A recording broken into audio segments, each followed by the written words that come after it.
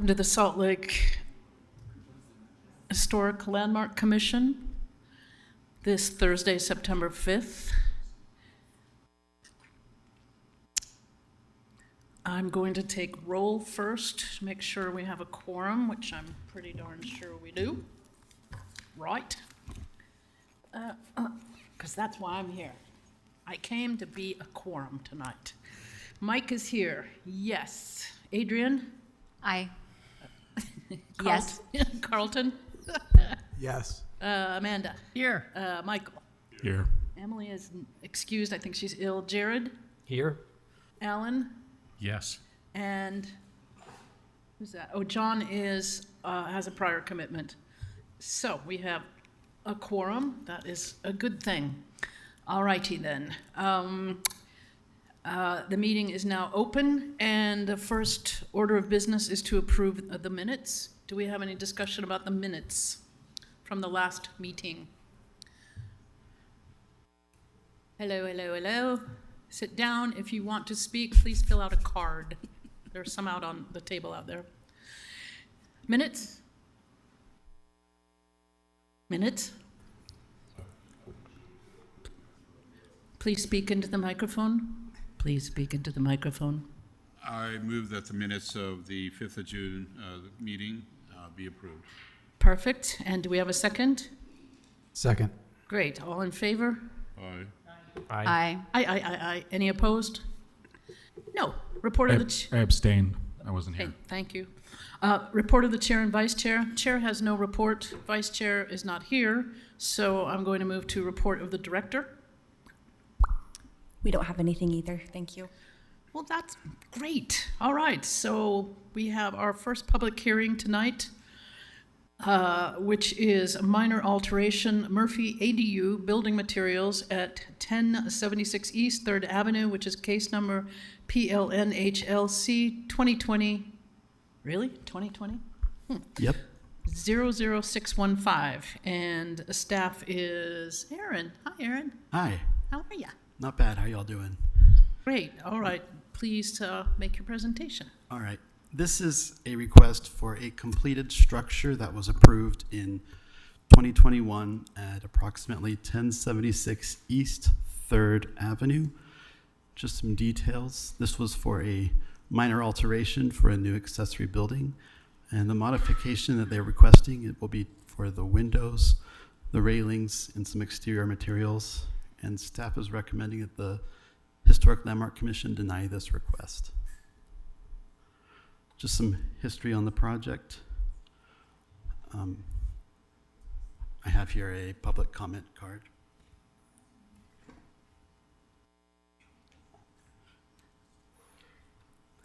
In 2021, this project was approved by the HLC. It had both a minor alteration and an application that we no longer use, a special exception for additional height. In 2024, planning staff inspected the building for final occupancy and found that the materials did not match the plans approved by the HLC. So the applicant is requesting the HLC review what has been constructed for approval. For context, here's where the property is located, between R and S Street on 3rd Avenue. The alley itself, you can see, will be in the rear, adjacent to a private alley, not a public alley. Here's a comparison of what was proposed and what was built. You can see the vertical cedar siding here next to this gentleman, and then the horizontal lap. You can also see the windows here were recessed with a slight reveal from inside of the building. And you can see here, there's a stucco here, lap siding of hardy board with a texture, and the windows project a bit out from the facade. So this is just a timeline of what went down for this property. In June, the HLC approved the project. In late 2021, that building permit was issued. In June 2024, planning staff inspected the completed building, and in August, the applicant requested HLC review. And so the planning staff is recommending denial and I'm happy to answer any questions. I believe the applicant is here. I have not seen him, but if he is, you invite him up. All right. Does anyone have any questions for Aaron? Could you turn on your microphone? Any reason given as to why the materials were changed? Yes, so the actual building permit was not submitted by the architect that applied for the minor alteration initially. It was submitted by the contractor, and the contractor made a change order from the original cedar siding to the stucco and the hardy board without planning staff's knowledge, not notified at all, and made those changes not even to the architect's knowledge. The architect did not know until I told him this did not pass inspection. Okay. Any other questions? Great, yeah, I'm good. Yeah, Bring him up. we'll have you, not to worry. Any other questions? All right, then let's go ahead and, Jason, is that you? Yes. All right, why don't you come up to the microphone, state your name, turn on the microphone, put it right up against your mouth. Thank you. Gonna be able to come up as well. They're the homeowners. Sure. So just in case they have anything to add. And then I don't know if there's a way for me to display any images from a thumb drive. Aaron can help you there. Thank you, Aaron. So did you give your name? Yes, my name is Jason Wheeler.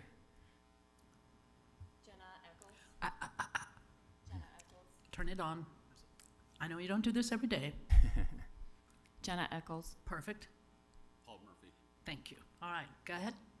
Okay, so, one of the questions that you guys asked was why these changes were made. And just one correction from what Aaron indicated, and that is that we were aware, or we were made aware partway through the construction process that the contractor had changed from siding to stucco. So I was aware of that before Aaron had contacted me. Aaron's going to pull up a presentation here in a moment. It's the HL. Yeah, you got it. So you can see this first image is an image of the building as currently exists. And this is seen from the alley. Next slide. This shows the view of the building as you're looking at it from the house side. A couple of things that were pointed out as far as materials. One was the change from the vertical siding to the stucco. A second was the change from the horizontal siding, which is still horizontal siding, but is a fiber cement board siding now. And it does have texture in it. It's not a smooth fiber cement board siding. Next slide. And then these were the plans that were originally shown, as Aaron indicated. Next slide.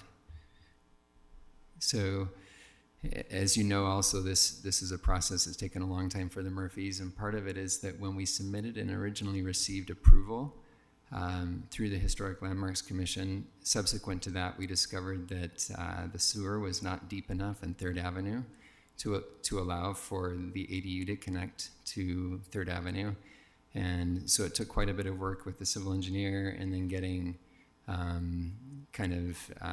agreements from all of the neighbors to allow a new sewer to go down the private alley and connect into our street, which is directly to the west of there. And that new sewer is like 300 feet long and costs the homeowner somewhere around $60,000 to install, which was a cost that was not originally anticipated as part of the construction process.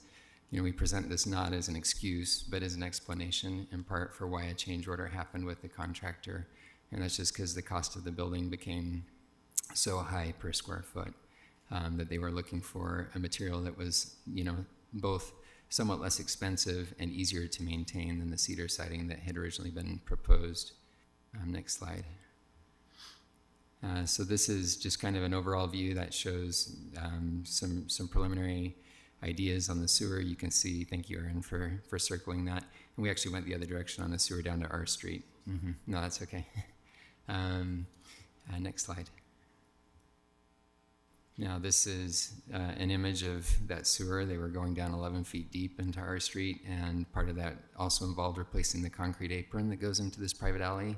And then the contractor also afterwards, this used to just be a dirt alley. The contractor came in and put gravel down in the alley all the way from our street up to the Murphy's residence, which is about 2/3 of the length of the private alley. Next slide. So these 4 images show that they're taken from 3rd Avenue, 2nd Avenue, S Street, and R Street, and are basically showing how much of that ADU you can see from the neighborhood. So as you can see, there's very minimal amounts of that ADU visible from R Street, or excuse me, from 3rd Avenue. You can see the roof. There's a very brief moment as you pass the alley down on R Street where you can see the side of the building. The same is true on S Street, looking back down, and then you can't even see it at all from 2nd Avenue. Next slide. That's all right. You're doing great. So this little arrow shows there is one spot on R Street where you can actually see up to this, to the ADU. Next slide will show that view. And it's kind of next to this apartment building. Looking up, you can see that from an angle. So that's the extent of the visibility of this project from the neighborhood. Next slide. So from a material standpoint, there are multiple other buildings that have recently been constructed in the avenues that include similar materials to what's included on the Murphy ADU. This one specifically shows, this has got brick on it, and it shows the cedar siding veneer. This is located where a historic gas station that was allowed to be demolished used to be, right on the corner of 3rd Avenue and N Street. And you'll notice the gray stucco that's at the back there. That's actually a thin veneer EIFS system. It has 2 inches of insulation behind it, and then a thin veneer of stucco. Next slide. And you can see that same kind of seam pattern that's there, very similar windows. These windows are very slightly recessed, maybe like 1/2 of an inch or 3/4 of an inch. Next slide.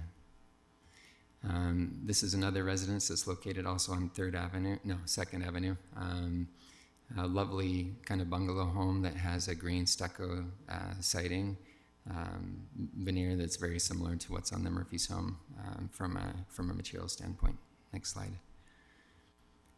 We fully acknowledge and recognize that the textured fiber cement board siding is, the specific language in the ordinance prohibits materials that try to imitate a historic material, basically. And so the thinking here is that a textured fiber cement board siding is trying to imitate wood, and that's the concern. There are multiple other garages throughout the avenues that include this. This is an example that's also on this same private alley. Is that right? Just, I think, 2 doors down from where the Murphy ADU is, that has a fiber cement board siding. And then next slide. This one is a garage that was recently constructed on 3rd Avenue, just before you get to Virginia Street, between U Street and Virginia Street, that includes that same siding material that the Murphys have on their home. Again, not looking for an excuse on this, but there certainly is precedent of this material existing in the Avenues Historic District. And I think you can advance one more slide. So this is the interior of the residence. I mean, ultimately the goal of the ADU here is to provide an additional housing unit, which is something that's desperately needed in Salt Lake City. And it's, I think the request that the Murphys remove the materials, remove the windows. You'll notice these windows from this interior view, they're white on the inside, they're black on the exterior, so they're not a cheap vinyl window. They're basically the premium highest end vinyl window that can be purchased. They're a casement window rather than like a cheap sliding window, and large windows with excellent light qualities that would provide a great little ADU for somebody who's looking to live in this neighborhood. One of the abiding principles that's also mentioned in the guideline is this idea of environmental sustainability. And so, while we're not trying to make any excuse at all for what happened on the building as far as its finishes go, and recognize that a different process should have been followed, ultimately to ask the Murphys to fully remove the existing stucco siding, replace the windows, and replace the fiber cement board siding on the exterior feels like in many ways it's going against the overarching principles of what the standard is meant to do, and that's meant to protect the historic character of the neighborhood. Truly, because of where this is located, this doesn't really have any adverse impact on the Avenues neighborhood at large. And by needing to remove all the materials and throw them in a landfill, that certainly has significantly more environmental cost than allowing something that's not negatively impacting the community to remain as is. So I don't know if you guys have anything you want to add. I think you've said all very well, thank you. No, we wanted to do everything we possibly could, and I know that when I went back to ask the person who provided the fiberboard site. Hardy Board? Yeah, the hardy board. He said that cedar does not do well in this climate, and that it would not be very durable, and so he recommended not using it. I don't know if that's the don't know case or either. not. And we were looking at, originally we were hoping to have it to be a very modern steel. And, Jason created a beautiful, beautiful model but they said that it was out of character for the Avenues and didn't want it to look like it was similar to the bungalow we live in. And so we drastically changed it to get to that point. We love the Avenues. We've lived in the Avenues most of our lives, and we have tried to do everything we could to stay with this. And we appreciate Jason for everything he's done. Thanks. Great. Thank you. Any questions? No? All right, you can take your seats. We do have one card from William Swinyard. Hi, William, you want to come up? Well, not really, but Well, here I am. here you are. I'm And not, William, again, state your name, but also you live on 2nd Avenue, not 3rd Avenue, correct? yeah, Okay, thank you. State your name for the record. William Swinyard. I live at 1073 East 2nd Avenue. I'm pretty much right across. Okay, So when you speak get of, closer to the when mic, you- please. when you speak in terms of things that are visible from the street, this is very visible from where I am. And I'm not here to talk about specifically how ugly it is, but about, in the staff report, it mentions repeatedly that the facing windows would be glazed, and they are crystal clear. And that's why I came tonight. Okay. Any questions? Great, thank you. Take your seat. All right. Do you wish to speak again towards what he said? Nobody else? All right. Okay, Aaron, anything closing statements? No. Nope, all right. Nope. Okay, then we'll close that part of the hearing and talk amongst ourselves. Commissioners? It strikes me there's a number of issues involved, here.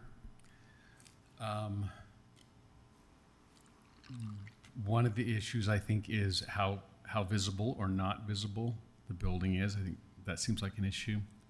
One of the important issues is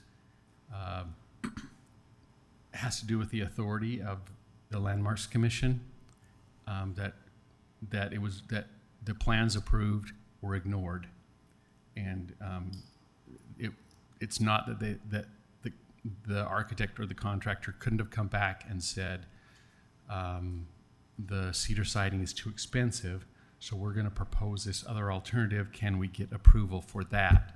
Instead, it was just done, and all I can guess is with the assumption that somehow they would get away with it. And so there's this whole question of, well, yeah, stuff may go to the landfill, which is unfortunate. I would hope they would end up at the Restore instead, maybe. But to just say, oh, it's okay. Just say, yeah, we'll let this slide. Then says, no, it doesn't really matter what the Landmarks Commission approves or does not approve, you can just go ahead and do your own thing and then come back and just say, oh, sorry about that. And so I think there's an issue there. But I'm also very sympathetic to the fact that then the homeowner here is stuck with a situation where the contractor and the architect really messed up, and they're the ones who should be held accountable for it, not the homeowner. But it does not meet the standards. Mm-hmm. So I guess I can see reasons to just deny the request. I could also see reasons to deny the request in part and allow part of the request maybe dealing with just the most egregious sort of violations of the, I guess only because it's not, if it were out at the street where it was really visible, then I'd be like, hey, just do it in a way that meets the standards. So I'm just throwing those out as sort of some of the issues that I see at play here. All right. Commissioners? Anyone else? I can comment as well. It's not uncommon during a construction process for materials to change, and most architects have a product substitutions, clause. And if an alternate material is proposed, it either has a time benefit or a cost benefit that's given to the architect. The architect reviews it with the owner, and there's an approval. Except when there's a historic, when you're in a historic area and materials have already been approved, then they need to be approved not only by the ownership, for either time or money, but it needs to come back. And quite frankly, just as you say, the architects know that. They should know that A was approved and B was built. I can't, as a commission, I can't just say, okay, well, it's no big deal. It is kind of a big deal, and it's contrary to what we approved. We've had other cases similar to this where the owner has come back and said, I'm trying to remember, there was a project on 5th South where there was material that was proposed and it couldn't be obtained, and he proposed this instead of that, and we all said, yeah, that's okay. Mm-hmm. We weren't given the opportunity to do that. Right. Anyone else? Okay, well, then, what? Oh, I think I would agree. I would be open to like a partial denial of this. One example, just the railing, as noted in the staff report too. That's not visible at all. That seems like a very minor thing in comparison to some of the other materials used. So, I don't know if it would be helpful to go through some of those items. Do we want to discuss more? Which are there other portions of this that are okay, that we're okay with? I'd be in favor of that, at least having the discussion. We can do whatever we want in executive session because we're talking amongst ourselves. So we could do a straw poll with each item. Why don't we try that just before you do the straw poll? Giggles. I'm curious as to why to address the neighbors' concern about the clear versus the glazed windows, why, even though they went with a different style of window for their reasons, why that couldn't have been glazed as well. So that sort of speaks to in my opinion, the carelessness of the process. Well, I'm not sure what they mean by all windows are glazed, aren't they? I mean, that's what windows are, is glazing.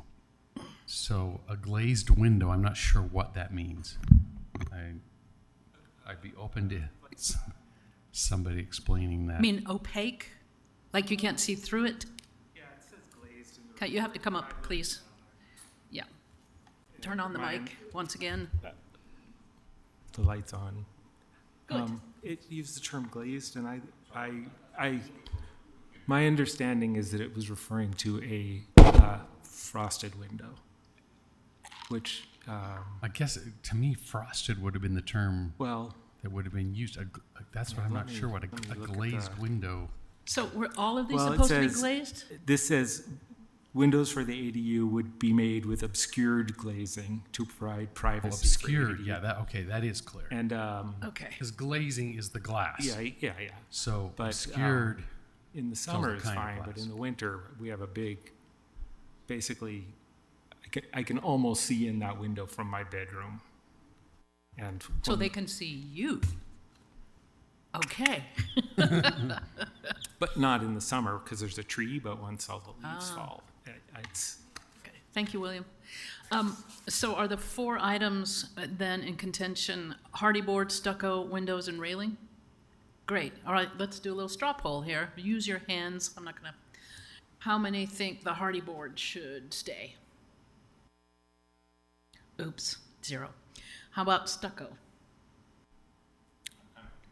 I think there is a good case that stucco is Okay. is seen on historic buildings in the district. So I don't think the stucco seems like the least All right, so we got of the.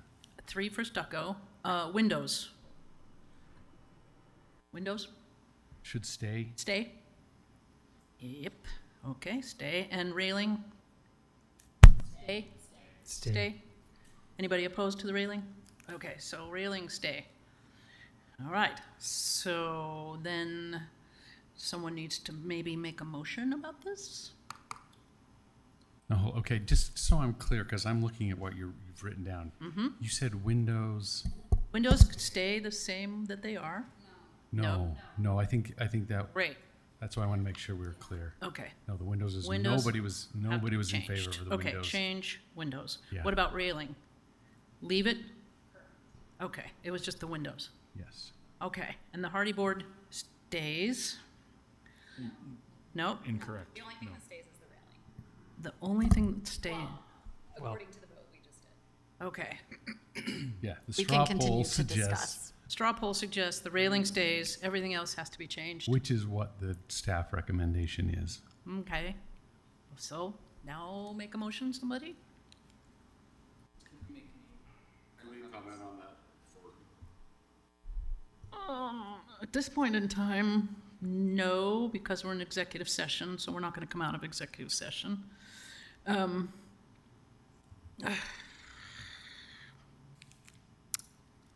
Is someone prepared to make a motion? Do you want me to go out of executive session and call them back? Maybe? Okay, that's a nice thing to do. Come on back. We're out of executive session. This is still in regards to PLHLC 2020-00615. And again, state your name for the record. Thank you, Jason Wheeler. 2 comments. First is that I recognize, Michael, that there is a process to follow for architects and contractors. In this specific instance, we actually donated our services to the homeowner, and so there wasn't any architectural fee that was charged as part of this, and we were actually not overly involved in the process once it started construction. So recognizing that there is a process that's typically followed, the contractor basically, I think, was not intentionally trying to flout the authority of the commission. He was just inexperienced and didn't know what he was doing, and we were not as engaged as we should have been, obviously. And then in terms of the material, obviously there were a few people that were possibly in favor of the stucco remaining. Stucco is a material that has been used repeatedly in the avenues. It is not a material that's prohibited by the standard. It's an acceptable material, and it has been used both on historic and new construction in the avenues. So while it wasn't originally on the plans, it is an approved material. In theory, somebody could remodel a home, remove whatever siding was on there, and get Landmark commission to install stucco if it was new construction. And there wasn't a historic reason for it being there. As it relates to the windows and the recessing, certainly I think something that, windows can have an obscuring that's added to it afterwards. So they can have a film that's added to provide the obscuring. I think specifically the windows that were referenced were the ones that were facing the adjacent properties, not the ones that face north and south, but the ones that faced east and west. So looking onto the property that's on, Second Avenue? well, it wouldn't actually be that one. It would be the properties that are adjacent to the east and the west on 3rd Avenue. So not that window, but the ones to the sides. Yep, those ones. And as far as a recess goes, if a recess is important, certainly a new window treatment could be provided around those windows to provide a certain sort of blackout or something that would create a shadow line around the windows. That's something we could certainly, draft up and then return to the Landmarks Commission to propose, if that's something they'd be interested in. Paul Murphy just wanted to. Be right up against it. Yeah. Okay. I wasn't aware of practically all of the changes, but like on the windows, I went back and talked to the window, and he said the ones requested in what Jason prepared were not available in Utah, and he said this. So we chose a window that was better and more durable than the ones that were initially proposed. Again, I'm just sharing what I know. Sure. Do you have anything? No. Okay, great. All right. We're going to go back into exec. Oh. If you turn on your mic, you can. Can I just want to double check what we just heard. Stucco is acceptable according to the guidelines? Are we asking staff? Yes, I'm asking staff. Okay. So at the time I received the materials and wrote the staff report, I did not have the full information on the stucco. And at first bluff, it looks like EFIS, the artificial stucco, but I've been told it's a hard coat stucco, which is more acceptable in the gradient of things, but the standards are, I'll turn to Amy, but hard coat isn't really could be acceptable. So if this had come to us as a project, as a new project, we could have looked at stucco. It's possible that stucco could have fallen within the acceptable materials. Sounds like that. Yeah.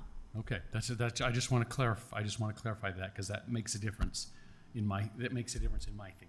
And that has been approved on the two buildings that I showed you that are both in the avenues. Both have stucco, and it was approved by Landmarks Commission on both of those buildings. All right, that's helpful clarification for me. Are there other questions? All right, let's go back into executive session. Thank you. And so Hardy Board is definitely a no. Yes? Yes, Can I make an additional comment on the Hardy Board? absolutely. It seems to me that the character of the design as presented to the Historic Landmark Commission, which, full disclosure, I was not on the Landmark Commission at that point, but part of what made that design attractive is the contrast in the materials. And it seems to me that what happened when the stucco was substituted is that the contrast was dramatically reduced. Oh, right.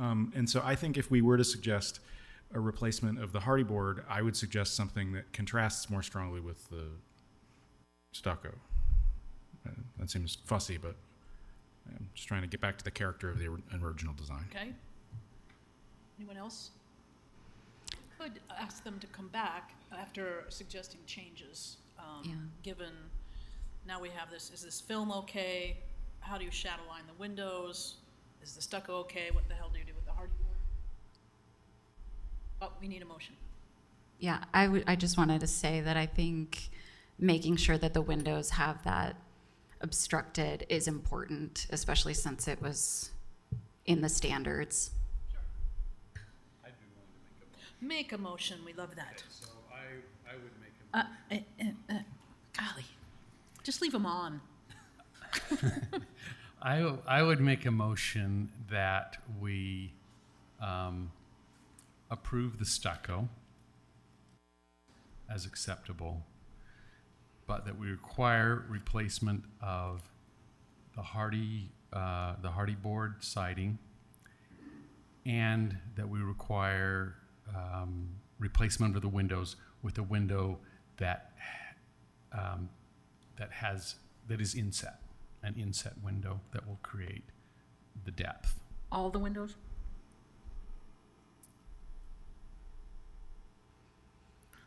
I'm gonna say if the original plan said all the windows, I would say all the windows.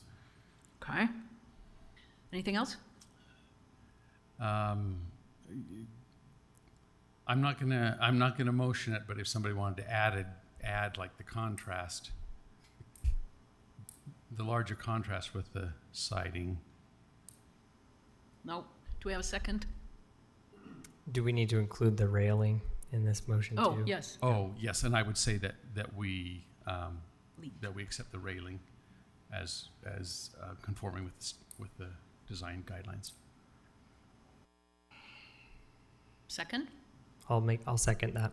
Great. All right. The motion's been made and seconded, so I'm going to call for a roll call vote on this motion. Could you clarify the motion just one more time? So I know that was a messy motion, I realized.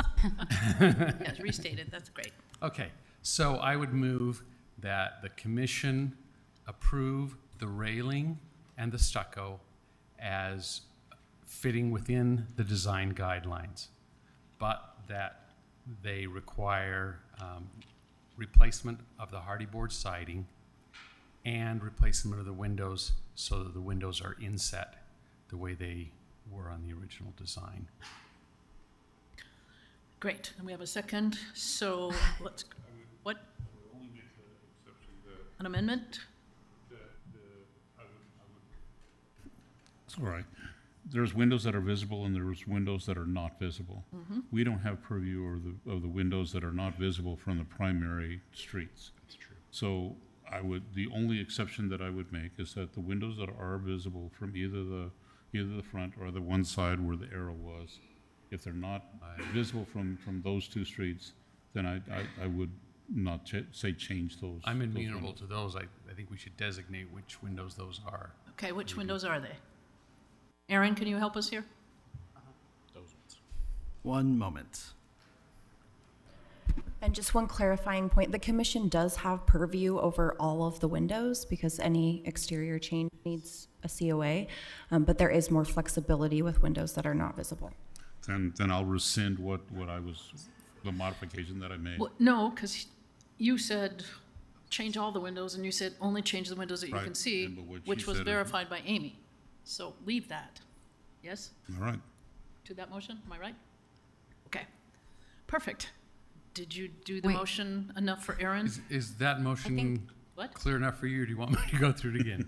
What? You're good? Okay. Hold We on. didn't talk about how the windows need to have that Obscurity? Yeah, obscurity. I think that needs, I mean, it was in the standards in the staff report, right? So the visible windows need to be, have obscure something on them? Film on them or something? Okay, so we add to the motion that the visible windows, meaning the same ones that we're talking about, visible from the street, is that? From, Yeah, the motion could almost be that we want to revert to what the staff has recommended for the windows in regards to the windows and what was approved. Yeah. What was approved originally for the windows is the windows that are visible, I guess, right? Is that Yeah. what we're That's my going for? motion. Yeah. That's my motion right there. so the stucco's okay, the railing stays, the visible windows from the street have to be changed. Yes? And there was one more thing, the hardy board? And the hardy board needs to be, The hardy board was no. Hardy board must be replaced? Correct. Okay, is that our motion and our second? We're all in agreement with that? Great, and let's vote. Let's see, Alan? yes. You better, you made it. Jared? Aye. Aye. Emily is not here. Michael? Which one? Michael Abramson? Nay. Nay. Amanda? Aye. Carlton? No. Adrienne? Aye. Mike? Yes. Vela? Yes, and I'll say yes, so that passes. Thank you. Thank you, Aaron. Thank you for coming. Y'all don't have to stay. We've got a long meeting ahead of us. All right. Thank you, commissioners. Let's go on to the next one. I open the public hearing on new construction Western Gardens at approximately 550 South, 600 East. Tyler Morris is going to be with us. The planner is Nanette. Hello, Nanette. And this is item PLNHLC 2023-00909. Have at it. Great, thank you.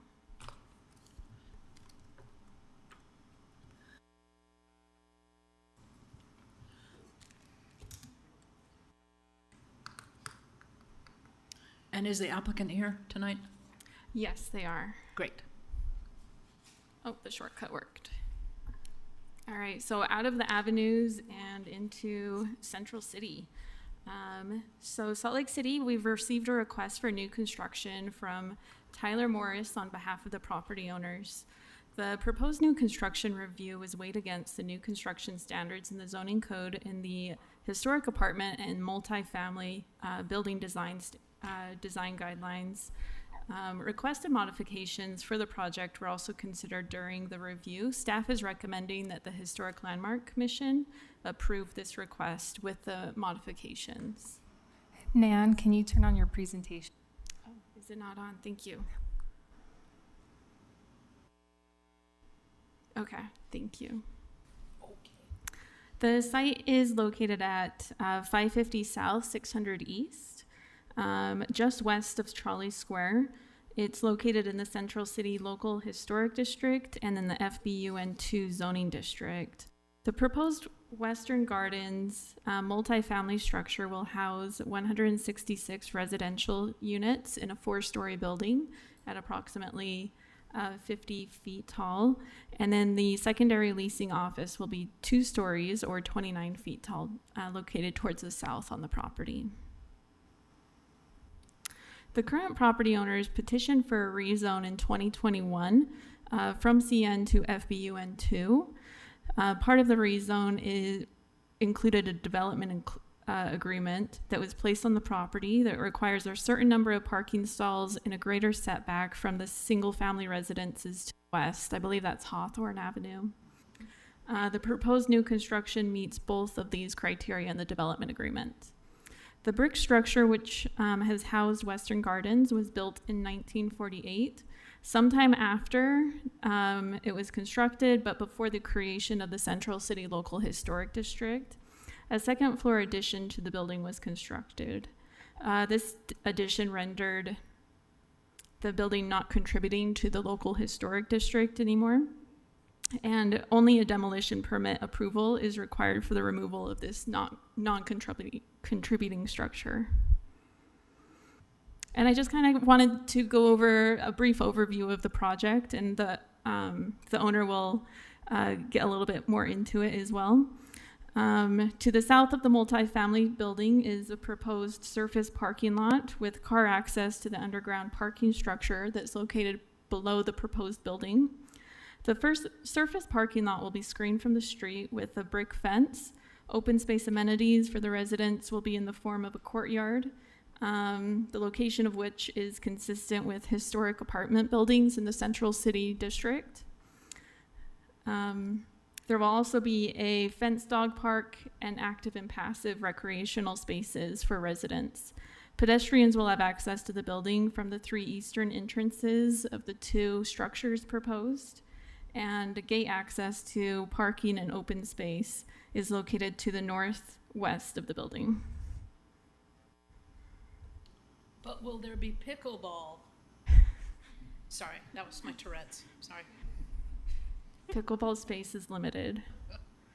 Large balconies at 6 feet deep will project from the building towards 600 East on the multifamily building. Both buildings will generally be comprised of brick with hard-coated stucco on the upper floors away from the building frontage. And in this case, hard-coated stucco is generally an appropriate building material for multifamily in Central City Historic District. Building entrances will be highlighted with side lights, precast stone forms, and awnings. Windows in all stories will be Pella composite windows. that will be recessed that's similar to the historic pattern in the district. And the north, south, and west building facades do mirror this design detailing and material as the front facade. Okay, so let's get into the requested modifications. The first two requested modifications are very similar to each other. They're requesting allowance of no building step back along the north property line where the building abuts the CN zoning district with a building height less than 30 feet. These modifications are recommended by staff for approval as the site is within a more urban environment, is within walking distance of a tracks line, and the site to the west, and the site because the site is to the west of Trolley Square, allowing this modification would also allow for support the continued success and preservation of Trolley Square. Also, other historic apartment buildings in Central City have similar massing and setback to the proposed new construction. The other modifications that's requested is a reduction along the north and south property lines. The FBUN2 district requires that where a property abuts a neighboring site with a building height less than 35 feet, a 15-foot setback is needed. So this would be along that north property line. The proposed setback for the multifamily structure is approximately 11 feet, and where the balconies project 6 feet, there would be a 6-foot setback from that north property line. The leasing office to the south will also require a setback reduction. The FBUN2 district requires a 6-foot interior side yard setback. The leasing office will be built within 1 foot of that property line, which is pretty consistent with that building located just to the south of the proposed leasing office that's existing. Both reductions in the interior side yard setbacks are considered appropriate by staff. Again, this is a more urban area than other locations in the city, and it's located across the street from Trolley Square. And also allowing balconies in these areas will reduce crime rates in the neighborhood as visibility is improved with a greater number of windows and outdoor spaces in these areas. Along 600 East, there's a pretty consistent police presence that's positioned to deter crime already. So this would also assist in that. And then the final two modifications requested. The FBUN2 district was created to activate the street, generally with commercial ground floor uses, which usually have a greater ceiling height. However, a residential ground floor use in the Central City district and for an apartment building is appropriate in this area, in staff's opinion. Therefore, staff is recommending approval of a reduction in ground floor height of to 10 feet. And the applicant is also requesting that wall signs are allowed through the new construction review process. 2 wall signs are proposed on the upper floors of the multifamily structure and will be painted on the proposed brick. So again, planning staff is recommending that the Historic Landmark Commission approve the new construction request with the requested modifications and the conditions listed in the staff report. And the applicant is here, and I'm also available for any questions. Do you have any questions? Yeah, I'd go ahead, you first. Okay. My first question is, so there's portions of the building that are hard stucco, but what I was not clear on is what about the porches? There are the porches with the pillars on the front, and there's a band running around that look like the same color as the stucco. What material is that? And we can verify with the architect, but I think that's precast stone.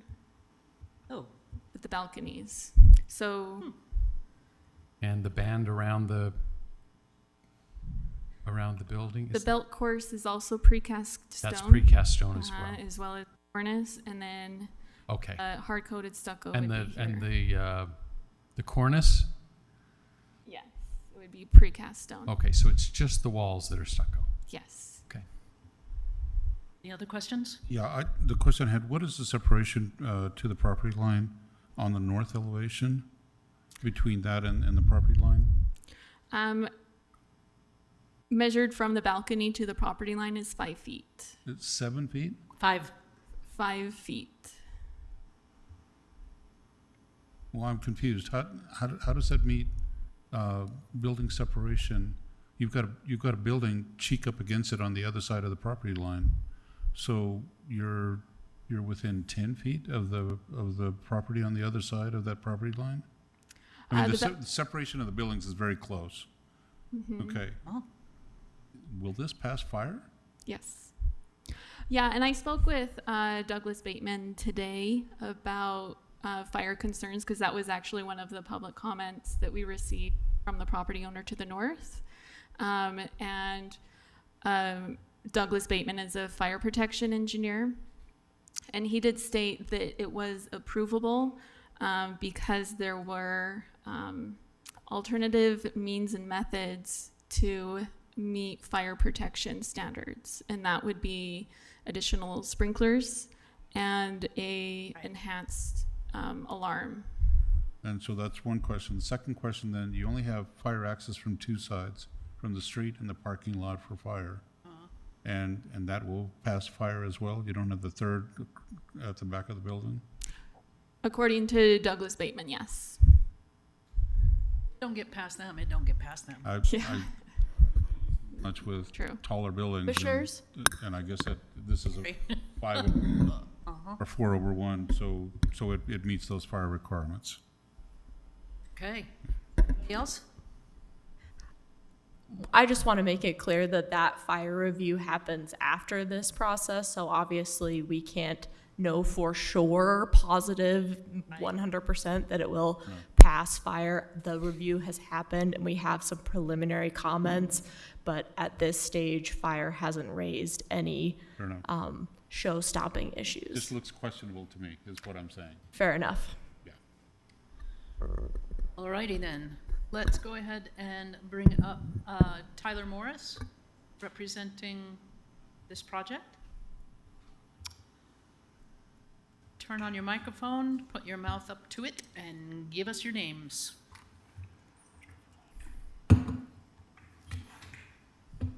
Does this building have a name? It'll probably be Western Gardens Apartments or Cottonwood Western Gardens, just to kind of harken back to the original use. My name is Tyler Morris. I'm with Cottonwood Residential. Been working with Lon Clayton, the owner of Western Gardens, to develop this once he closes up shop in about a year. And this is Alex Stoddard, who's with Architecture Belgique, our architect on the project. Sorry, I get nervous in these things, so bear with me here. We're just citizen volunteers. Yeah, I know, there's a lot of build up to this for us, so it feels like a lot of weight. I'll push through. I'll try to be quick and not get buried down. As Nan said, it's 166 units. There's 176 parking stalls. The overall building is about 50 feet tall, but from the front, you can see there's about a 5-foot step back from where these balconies protrude forward. So the facade from the street feels like about 45 feet. The cornice is also dropped down about 3 feet from the top, so that makes it feel like 48 from the street for there. The building is in kind of an H-shaped configuration, as Nan referred to.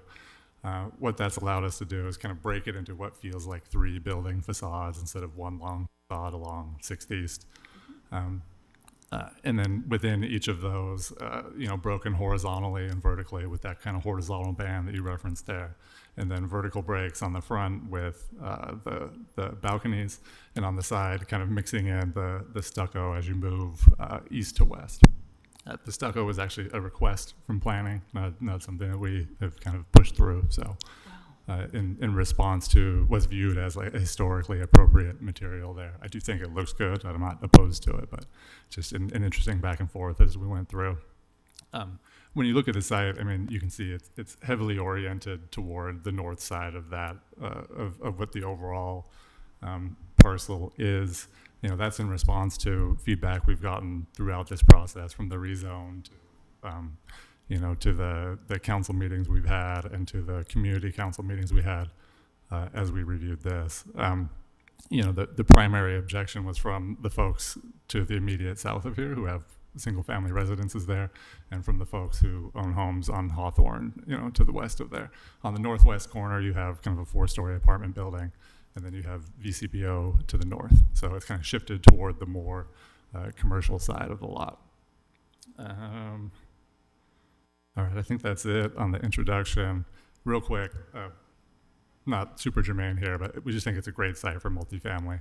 Easily walkable to grocers, easy to transit. You're 2 blocks from that trolley station. This block itself kind of represents a density transition from single-family residences to the south to a more commercial zone to the north. Once you get on 5th South and 4th South, you're seeing 6- and 7-story buildings. So having kind of a 4-story in between makes sense for a good transition. And we're not removing any existing housing or historic structures. In terms of kind of the historical significance of this area, as we spend time on it, it's pretty clear, and the existing master plans and discussions we've had with planning, that the overarching historic character of this street in particular is kind of the medians, the park strips, the existing trees, and the overall pedestrian experience, as well as Trolley Square to the east. There's not a really consistent kind of building design in terms of what exists on the west side of 6th East currently. There's differing setbacks, differing heights. So we've really focused on trying to maintain the pedestrian experience that's there. The building materials and scale that we're proposing are meant to complement Trolley Square well. The materials, the scale, the overall design. It's got the brick, the precast stone, some exposed concrete portions, and the windows are meant to tie back through across there. A lot of the articulation, the symmetry, the way that Trolley on the east side of the street is slightly elevated is kind of mirrored across the street, and the distinct building modules, the way that ours is broken into kind of multiple buildings as you walk through. Just a little bit of color on the entitlement process. Nan touched on it briefly. We started the rezone process in 2021, originally asked for an RO zone, which is what's immediately to the north from there. There was a lot of pushback on being able to build 5 stories in that zone, so we kind of downshifted our request to go to FBUN2 to kind of mitigate that concern about height. So we're at 4 stories in FBUN2. That was approved in mid-2023, and then we've been working on this plan with planning and with our architects, obviously, for about the year since then. Our application went in for HLC about 10 months ago. In between when the rezone was approved and when we submitted application, slight tweaks were made to the FBUN2 language as part of the downtown height tweaks that were made. And those changes are what led to some of the modifications that we're asking for. What we would have exceeded under the prior definitions or the prior language of FBUN2 now require a couple of modifications as referenced. As I mentioned, we've worked pretty closely with the neighborhood councils, planning, and a lot of constituents as we push through. Residential neighbors to the south, obviously, we're pretty vocal about their objection to having anything dense and close to them. So that's the focus on moving the property to the north. Hawthorne Ave also was concerned about encroaching on their area. In the rezone, we agreed to a development agreement that extended the buffer, the setback on the west side of that property, and we have a step back on the top floor of our apartments to kind of further buffer from them. The way that it's situated, the way the building is situated actually maintains the Hawthorne corridor as well. So the street Hawthorne itself lines up with where our drive aisle goes down the property. So if you're on that street, you can continue to see east-west unobscured. And the tricky one, as referenced, is kind of VCBO to the north. There's an interesting circumstance when the rezone happened. So the back half of the VCBO building was actually a part of this parcel. It was built on this parcel, but connected to a building on the northern parcel. So the back half of it was, the building straddled 2 separate parcels. So about 6 months ago, Lon, the owner of Westland Gardens, and the owner of the property to the north, work to sell that portion of the building, carve it out, do a lot line adjustment, and kind of correct a legacy parcel issue so that that wouldn't be overhanging. So we've talked a lot with him. Part of that sale was this kind of 5-foot easement on the north side that basically allows pedestrian access all the way to the back of the west side of that building. There's a stairway that comes down.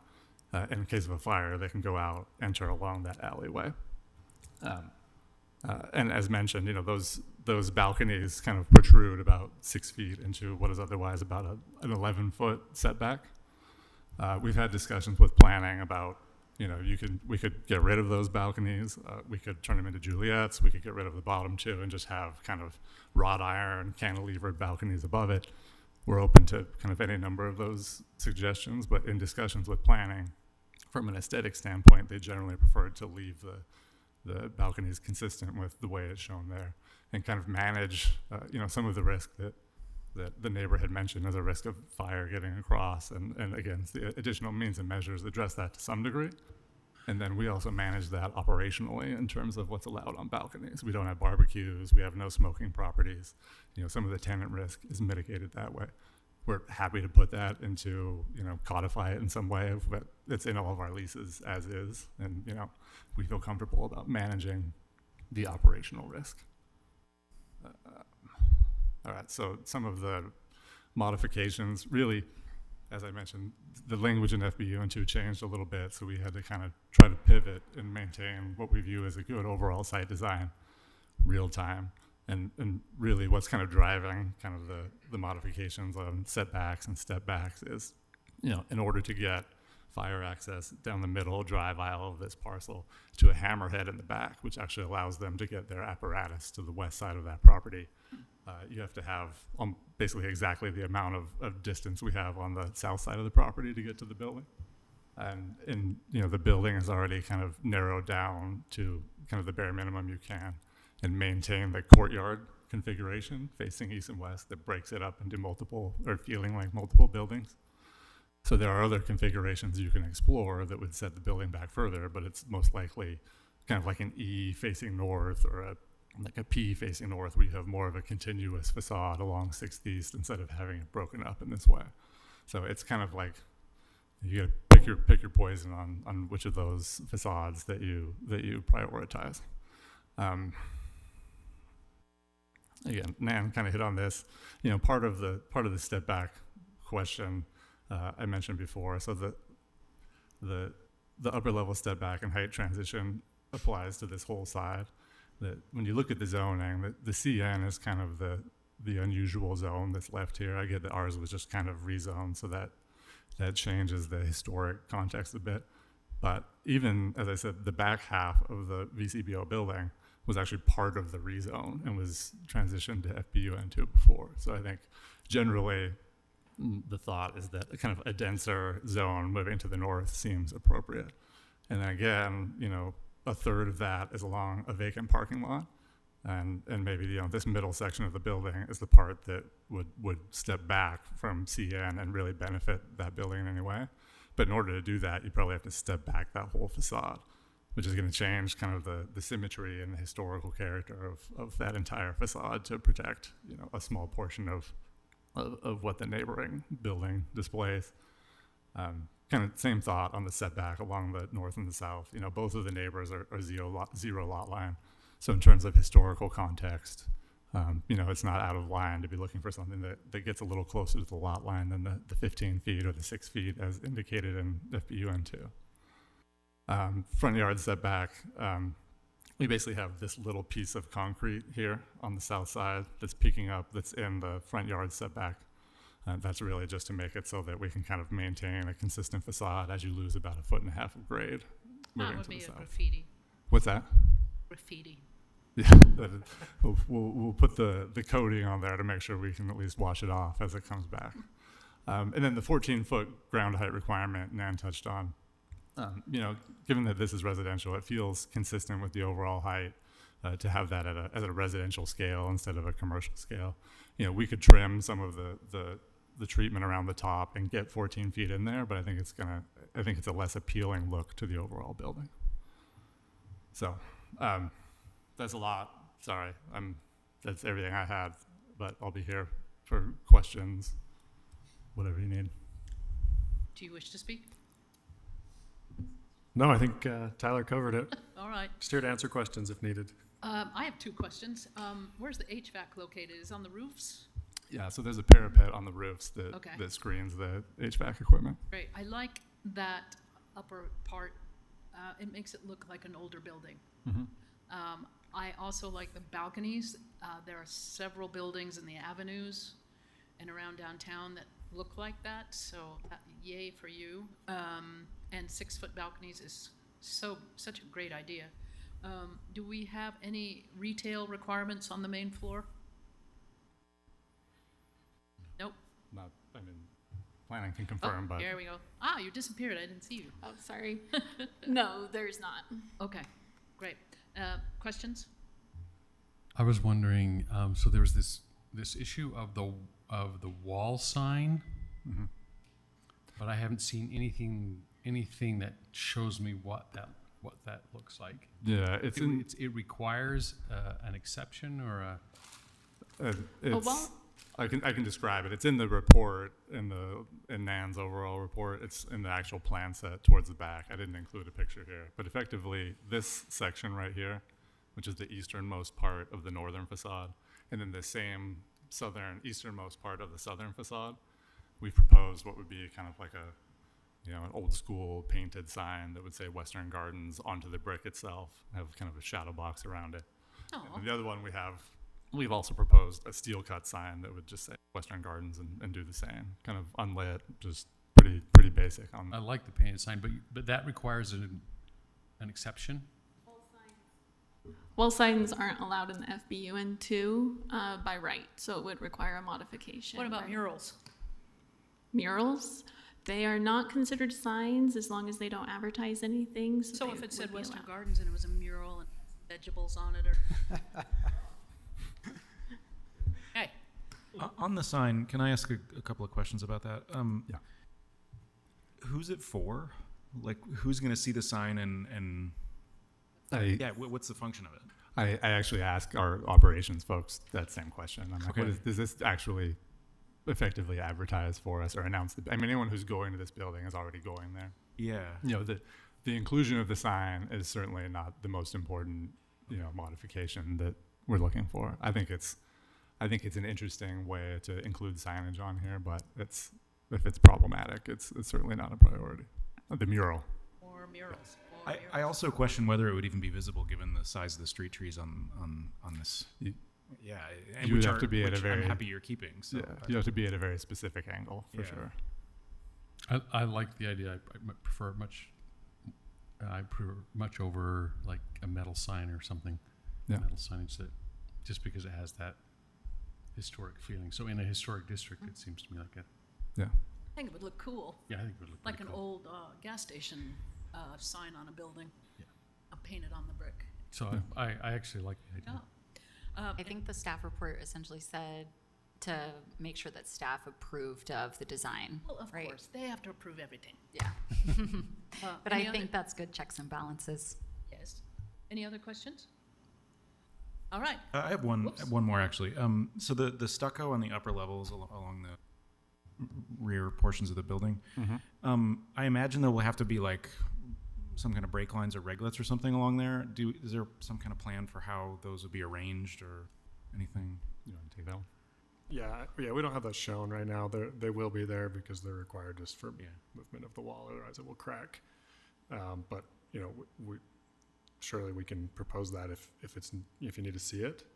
But generally we kind of just follow our regular pattern, either trying to line them with windows or in between windows. Yeah. And then probably a break at the floor line. You kind of get about 10 by 10, 12 by 12 is about how big you go between those. Yeah, it just seems like that is a not insignificant detail, and like given the amount of detail that's in the renders and visible elsewhere in the packet, which I appreciate. I just was wondering. So I mean that makes sense. Break at the floor line, break elsewhere. Yeah. Yeah, and the stucco occurs just at the upper two floors, so there'd be like one horizontal break and then vertical breaks probably every 10 to 12 feet. Thanks. Anyone else? All right, then. We'll have you step down and I have a couple of comments. Let's see. Cindy Cromer wishes to speak. Make sure your mic's on. State your name for the record. Thank you. I appreciate all help with technology. So the FBUN2 zone has been the bane of my existence for almost a decade. It is a blank check for developers. You have maybe no idea how bad this project could have been without the skill of the developer.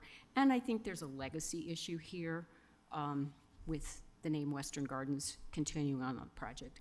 So I've divided my comments into pluses and one con. Pluses, there's 7 of them. First of all, the concept, which an abutting property owner has nicknamed the Covey.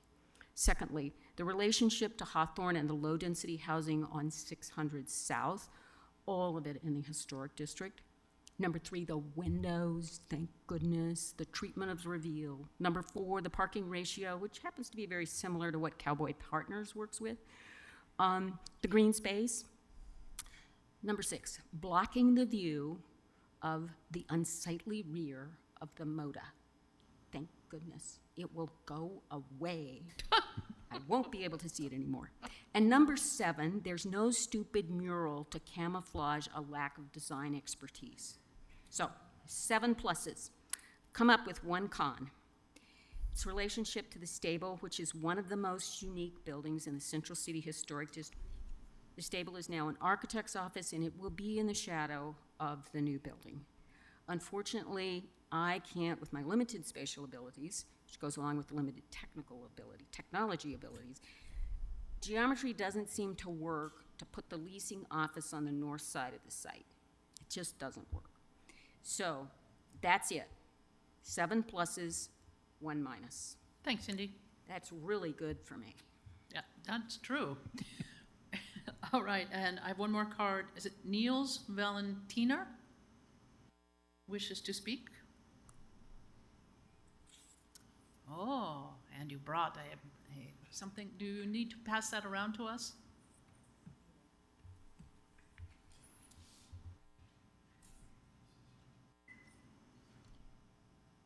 Is this on? Yeah, or lights on, thanks.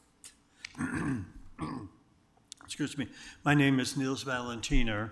I'm the owner of the property to the north, immediately along the north property line. It is the part of the building is the old stable from the trolley, over 100 years old, and we have added on to it, as Taylor Morris described, over the last 25 years. So we are located right to the north and right on the property line. That's just historically how it is. And I want to say that we have worked with, of course, Lon Clayton and also Taylor Morris and over the years. And we are in support of the facility. It is the right thing for the area. It is appropriate, and we have certainly no question on that. But we do have some questions. One of them is in the staff comment, there was no comments from the building department, and I suppose they have not really got enough information to react to it. One of my really deep concern is raised a little bit by Taylor. As you can see, the property, our property sits right here, and we have a building with not really balconies, they are porches. And I really make an issue with that, and I'm sure we need to come back at some other time and maybe define, but Section 705 in the National Building Code deals with projecting balconies, which are cantilevered out. We are talking about porches that is constructed with footings, with walls, floors, ceilings, completely, structure attached to the building. And in my understanding, that is part of the building. And I have a hard time to see how you can build that inside that 10-foot setback requirement that is required for an unrated wall and building, and also unprotected openings. And so that in itself is quite an issue to have that in there. I was a little taken back, I haven't seen that the staff thought it was great to put stuff in there to make it not a dark alley. But I'm sorry, we now have a 5-foot alley that I can stand and touch my building and that porch. And that is where their people in emergency would have to get out, and us in emergency have to get out through that alleyway to get to the street, okay? So there is an issue with code that needs to be addressed and probably be addressed. I want to talk, though, about the next issue, really, that has to do with fire. And I talked to Douglas Bateman from the fire department, and we kind of discussed what he knew and what it was. Chair Delay. Yes. Pardon? He's had his 2 minutes. He's had his 2 minutes. I will continue to ask him to. He's on the line? You're fine. Go ahead. Okay. Thank you. That the concern that I have, that we have a building, you know, on the property line, and at least 10 feet by code should be away. Now we have a 5-foot instead. What is the safety there for fire? I know they say they won't use grills and other things on, but you don't have a porch without a grill. I'm sorry. And the danger of that, you can literally have sparks dropping off to the top of our roof. That is a serious kind of an issue that I have tried to raise to the staff. And let me just read what Doc Bateman in his comments made. Approved fire apparatus access road shall be provided for every facility, building, or portion of a building hereafter constructed and moved into, and shall extend to within 150 feet of all portions of the facility and of the first story of the building is measured by an approved route around the exterior of the building. This does not comply, meaning this does not comply and is not approved. He said that he had some conversation, but there's nothing in writing. And he says, from what I heard him tell me, that the issue that having a fire access road, you only have access to fire right here, nothing around here. You can't get any fire apparatus down a 5-foot easement, right? And the other thing is that it talks about 150 feet as being a limit of reaching of some of their equipment. Well, this is over 400 feet. So you can have a truck here, you can have a truck there, but you will have a 100+ foot gap. You won't. And he says that also is an issue. All this is really driving the point that, yeah. Should I use this one instead? No? Huh. I think I'll cut out. Yeah? No? All of ours. Mine, Speak loud. they're all down. So What'd you do? my concern is that having. Yeah, wait, you have to stop you because it has to go on record. So hold that thought. We got to figure this out. Oh, okay. Yep. Media guy, 911. Let's take a bio break. It's not in any agenda. Yeah, go ahead. 5-minute bio break, and we'll come back. So we're pausing the hearing just for a moment until we fix our electronics.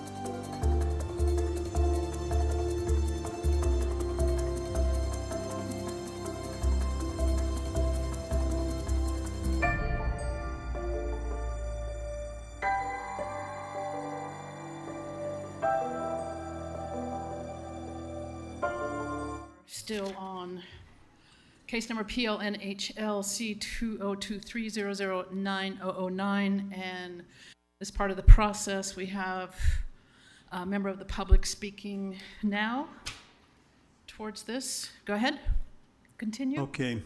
Okay, so. But Niels, I really need you to wrap this up in about the next minute or two. Okay. Because normally you only get 2 minutes, but we've given you 10. Oh, okay. So the concern that you can see is the access with it. And, as the fire department also writes, the fire apparatus access road shall be unobstructed with or 20 feet with buildings 30 feet or less and 26 when more. All of this is going towards that. There needs to be a fire road access along the building. And that would take care of the setbacks and the firewall and all these other issues. But it's really a concern to have porches that close to our building, literally 5 feet from where our windows are and where they would be.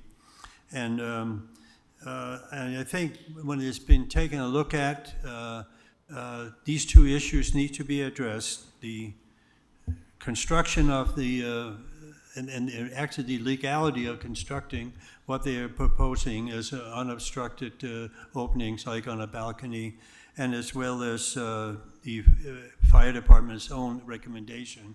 And we would like to follow that and make sure that we find some action on that that can work out for everybody. Great. But it is a concern. I got to tell you, we just had not too long ago, years ago, a fire and motor apartments, which is only 50 feet away from us, doing construction. If you remember that, it was a fire big enough, had it not come out of the south wind to the north, normally west to east, we would have been gone. Yeah. Sugar House had another fire doing construction, and at Pluck, I'm sure Cotton Residential into that too is, have some security during construction. You know, this is where the biggest fire hazard is going to happen. Some homeless going to make a shelter in there, and to have people watching it at night and weekends. That's sort of off the cuff on this one, but that was very scary to us to see that fire. Great. Thank you. Thank you. All right. Do we have any rebuttal from the applicant? Come on down.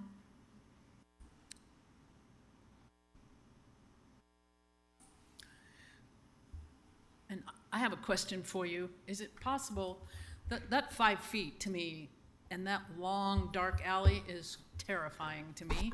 Yeah.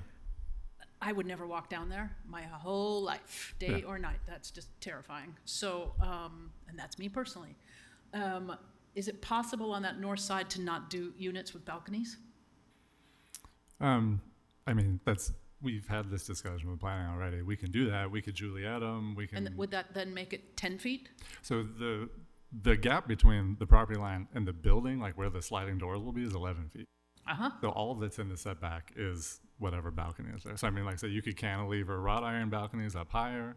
You could, and Or those faux balconies that are about this big, but they just have railings? yeah, that's I mean, above we would cantilever all the way over because it wouldn't be. I mean, there's a couple of kind of parallel issues here. One is discussions with the deputy fire chief and fire inspectors, and I don't know what Niels has heard, but we've had extensive discussion with all the fire. Like, if we designed this, they have to approve it Right. after this, right? So I mean, to get this far, they have indicated to us if we do the things we've told them we would do with this layout, it meets all of their standards and will be approved. The fact that it isn't approved right now is because we haven't submitted this plan technically because we don't have this approval. It's just it's an order of operations question there. So we don't have a concern that they're going to stop this because of issues with the design. They've reviewed it for 3 years. I mean, they're very familiar with that. There's the primary access down the existing curb cut has 26 feet of gap on the side, as Niels referenced. That's why it's hard to push the building 4 feet to the south, because then it becomes less than 26 feet. And then that fire lane no longer works. You have to put either 2 fire lanes all the way around it, wrap the building, and have it kind of become more in the center. But then you have to blow up all the curb cuts and kind of adjust the way it addresses the street entirely. But we're confident that as it goes through fire review, they do not have issues with the current design. Okay. In terms of that, I mean, that being emergency access, I mean, we had this discussion extensively with Niels when we sold him the back part of that property, where there's a 5-foot easement specifically for this that was sufficient for his needs when we sold him the back part of that parcel. It wasn't 10 feet, it wasn't 15 feet, it was agreed upon to be 5 feet. You know, I get that he would like it to be more, but the problem for us is that additional 5 feet is incredibly problematic for the overall design. Okay. I would like to push it that way as well, but we'll have to make major tweaks to the circulation or the building themselves to accommodate that. And candidly, another 4 feet. Question? Another 4 feet from that building, if there is a fire on this, is not going to be a meaningful gap between 11 and 15. So I just want to clarify, the easement is 5 feet. Yes. The balconies are going to extend out to the edge of that 5 feet. They'll be on the edge of that 5 But on the feet. ground, there are not going to be balconies extending out, or are there? They're all 4 stories, but it's outside of that easement. So that whatever that pedestrian walkway through there is only 5 feet. It's 5 feet wide, yeah. And most of it is 11 feet, right? There's only balcony, like a handful of balconies Yeah, across there's there where it's 3 balconies. most of it's right. the building's 11 feet away. Yeah. I can just see transients going down that and picking things off the balconies because they're just right there. And that's It is really gated also. Yeah, it'll be gated. Hey, but that's I lived downtown for many years and had that experience Is constantly. there any lighting along that side? Yeah, I mean, we can put security lighting. Currently, like, it's not reflected in this packet that there would be lighting. Well, and but- security lighting is going to be on all night, which, do you want to live where there's 7 lighting on that side? Yeah. We could That's provide a low mess. level security lighting. And I think that was part of the concern that was brought up with planning is getting rid of the balconies gets rid of activity there, which may encourage actually more then you crime. have So an 11-foot dark alley. Yeah. No. Okay. Any hoodle. Any other questions for them? I don't know if Alex, if you had any more technical thoughts on the fire piece of it.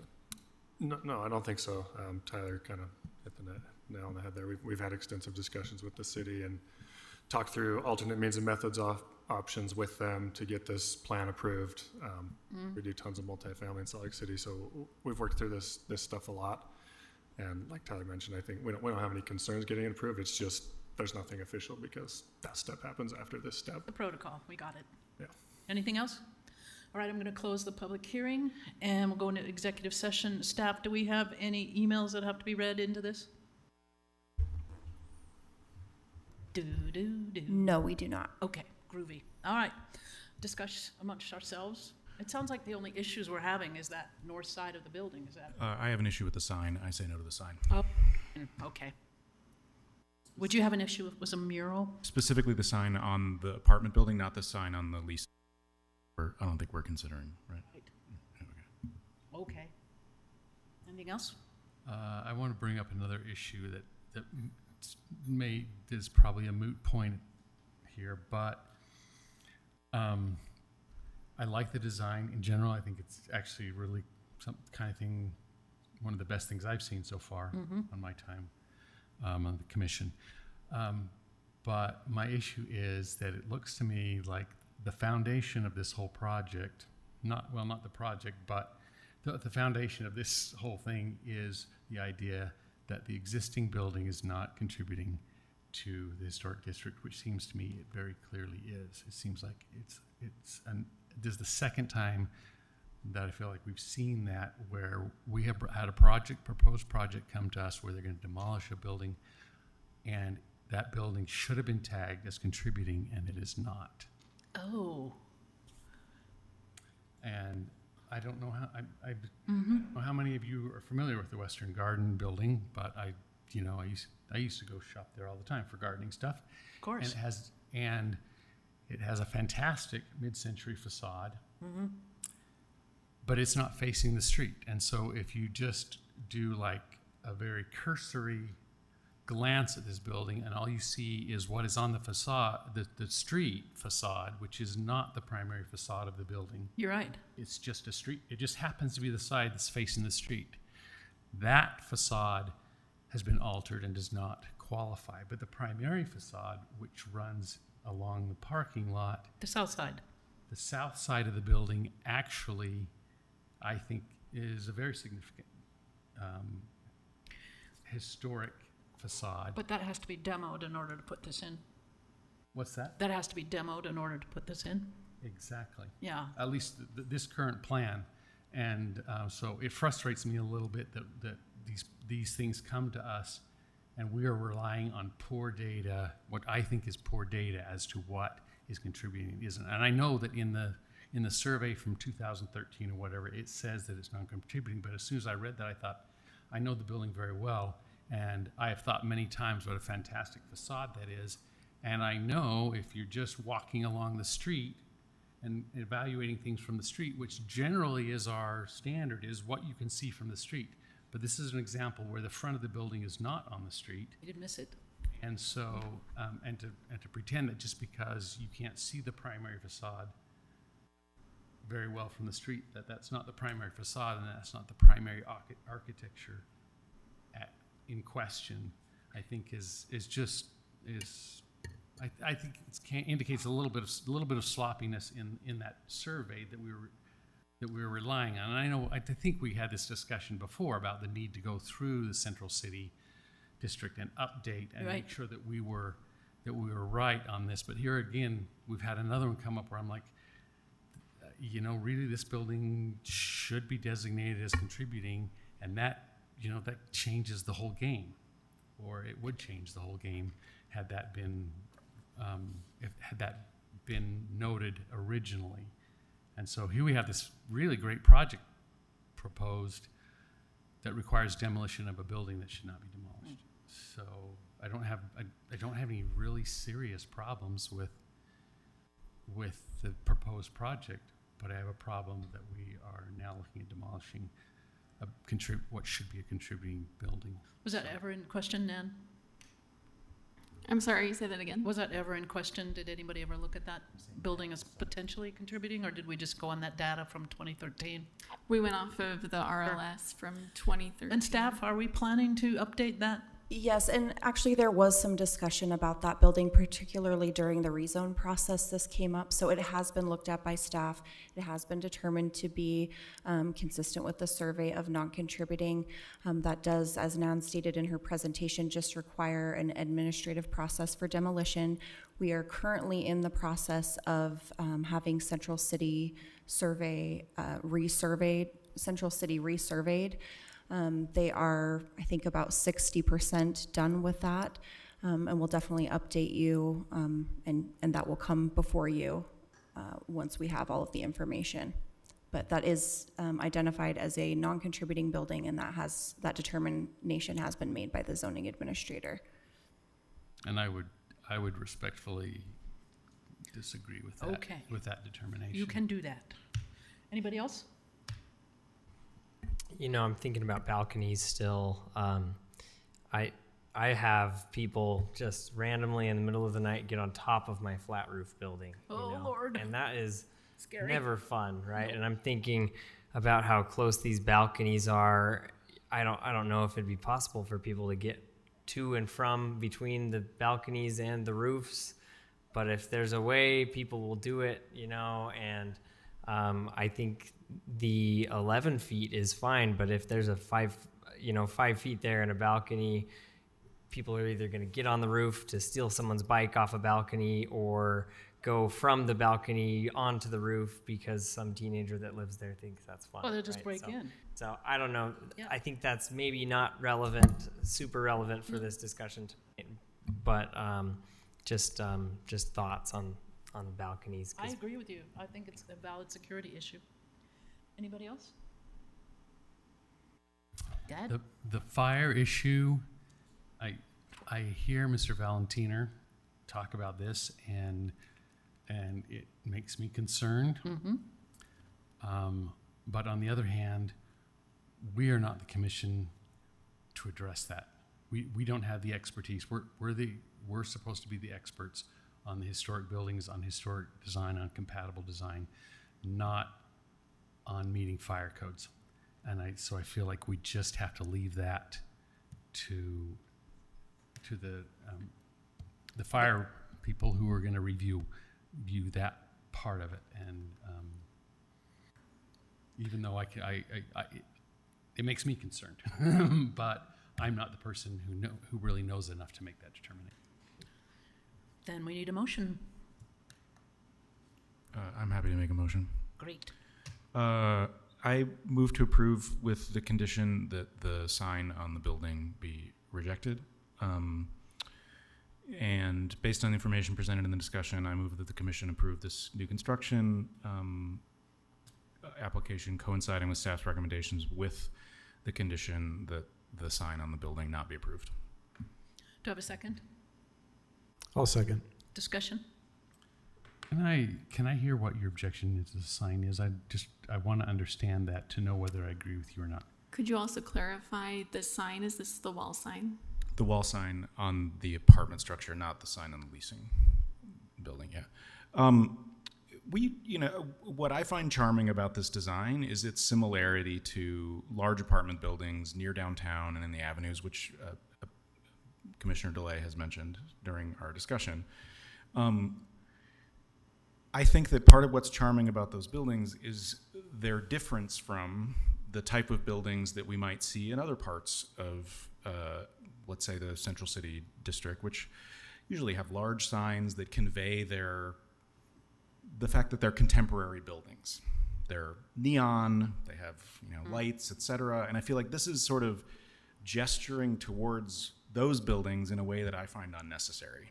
I also raised my concerns about whether this sign would even be visible from anywhere, and I don't think it will be, given the street trees. So I just don't want to, I prefer the building without it. All righty. Yeah, I would add, if I could, that I think, barring the question about the balconies on the north side of the building, the architect in this particular case has been particularly responsive to comments that were made previously for this project. They've incorporated design elements that clearly reflect architectural history in the city for this type of a building without making it replicating that. And that's really the key here. And while I do like the idea of the painted sign, I think that maybe goes too far in mimicry versus standing alone on the merits of the building as it's currently designed. That's a good point.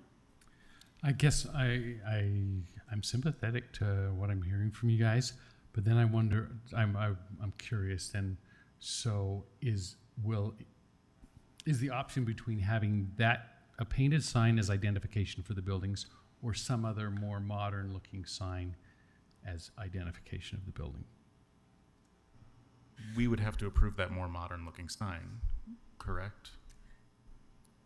If So the an alternative. modification is because a wall sign isn't allowed in this particular zone, and so the commission's essentially allowing a wall sign from what I'm hearing, what's on the table, allowing the wall sign on the leasing office, but not allowing that modification for the multifamily apartment building.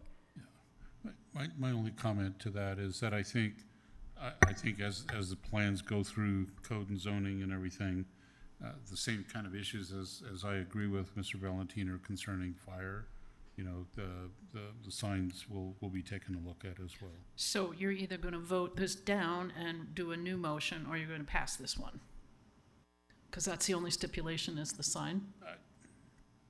I guess my only comment is I think the city's going to take care of that one way or the other. And so I would be fine with supporting what you're saying. But in addition to all of the fire comments that we had, the city's going to, take care of any signage that's going to be visible from the street. But one clarification. Go ahead, We'd Nan. be able to review administratively permitted signs in the FBUN2 zone. Wall signs, which are painted onto the building, are not permitted in the FBUN2 zone. So in order for a wall sign to be possible, the commission would have to approve that modification. But otherwise, the signs would be administratively approved. Okay. So the final details that are delegated to staff regarding the sign is just to verify that they meet the size, dimensions, how many are allowed, those types of requirements consistent with the zoning ordinance. So the modification that would be needed is just for the sign type. All right, then. So the motion that's on the table is just for wall signs on the apartments, not, it would allow wall signs, we would allow wall signs on the leasing office. Correct. Okay. Thank you. All right. Well, then let's go ahead and vote. Alan? Pardon? Yeah, Carlton second. Here, Carlton already seconded. Right, it's Carlton second. Yeah, she's looking for votes. Yeah, sorry. I'm looking for votes. Sorry. Alan? Yes. Jared? Aye. Michael Abramson? Aye. Amanda? Aye. Aye. Adrian? Aye. Mike? Aye. And I say aye. Passes unanimously. Thank you all. All right. Now comes the big one. And first, I want to say thank you all for coming this evening. We're going to postpone this next. No, I'm not kidding. It's my birthday. I want to go party, okay? But no, I'm here for you, okay? Here we go. The historic landmark. I want to clarify this to all of you in the audience tonight. The Historic Landmark Commission does not make a decision on the preservation of Symphony Hall, also known as Abravanel Hall. The commission's role is to provide a recommendation only on the National Register listing. Got it? We don't own this building. It belongs to the county. They're just asking for input.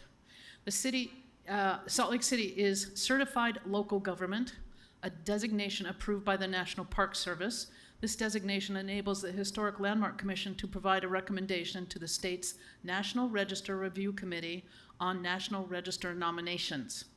The Historic Landmark Commission makes this recommendation based on the evaluation criteria in Attachment C and on the motion sheet. Like you know what that is. Public, in the interest of time and the role the commission holds, please focus your public comments on the evaluation criteria and whether the nomination meets them. So we're dealing with land use issues. You have 2 minutes to speak and try not to repeat each other. In other words, I don't want you to come up and go, I love Abravanel Hall, please keep it. We know that, that's why you're here, okay? So, let's go ahead and go to this part, which is now, yes, any more cards, that's great.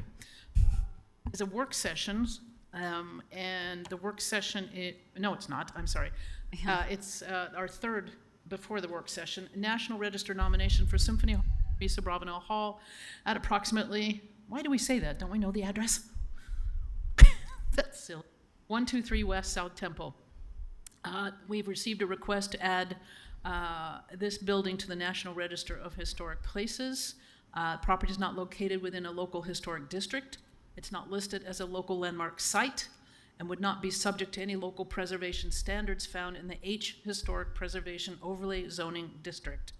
Property is located within Council District 4, and the staff contact here is Sarah. And Before Sarah goes, I need to recuse myself as the you're next. applicant. All right, so Adrian is going to recuse herself from this, and we will have Sarah present this for us. And we have lots of cards. If anybody else wants to speak tonight, make sure you fill out a card. And go ahead, Sarah. Thank you, Chair. This is a review of a National Register nomination for Symphony or Abravanel Hall. The State Historic Preservation Office has received a nomination for listing Symphony or Abravanel Hall in the National Register, and since Salt Lake City is a certified local government, or CLG, the Landmark Commission may make a recommendation on the proposed nomination. Listing on the National Register is different than that listing as a local landmark site or in a local historic district. Listing on the National Register does not place restrictions on an owner's ability to modify or demolish a property. In this case, Abravanel Hall is not designated locally as a landmark site, and it is not within a local historic district, so the city's historic regulations do not apply.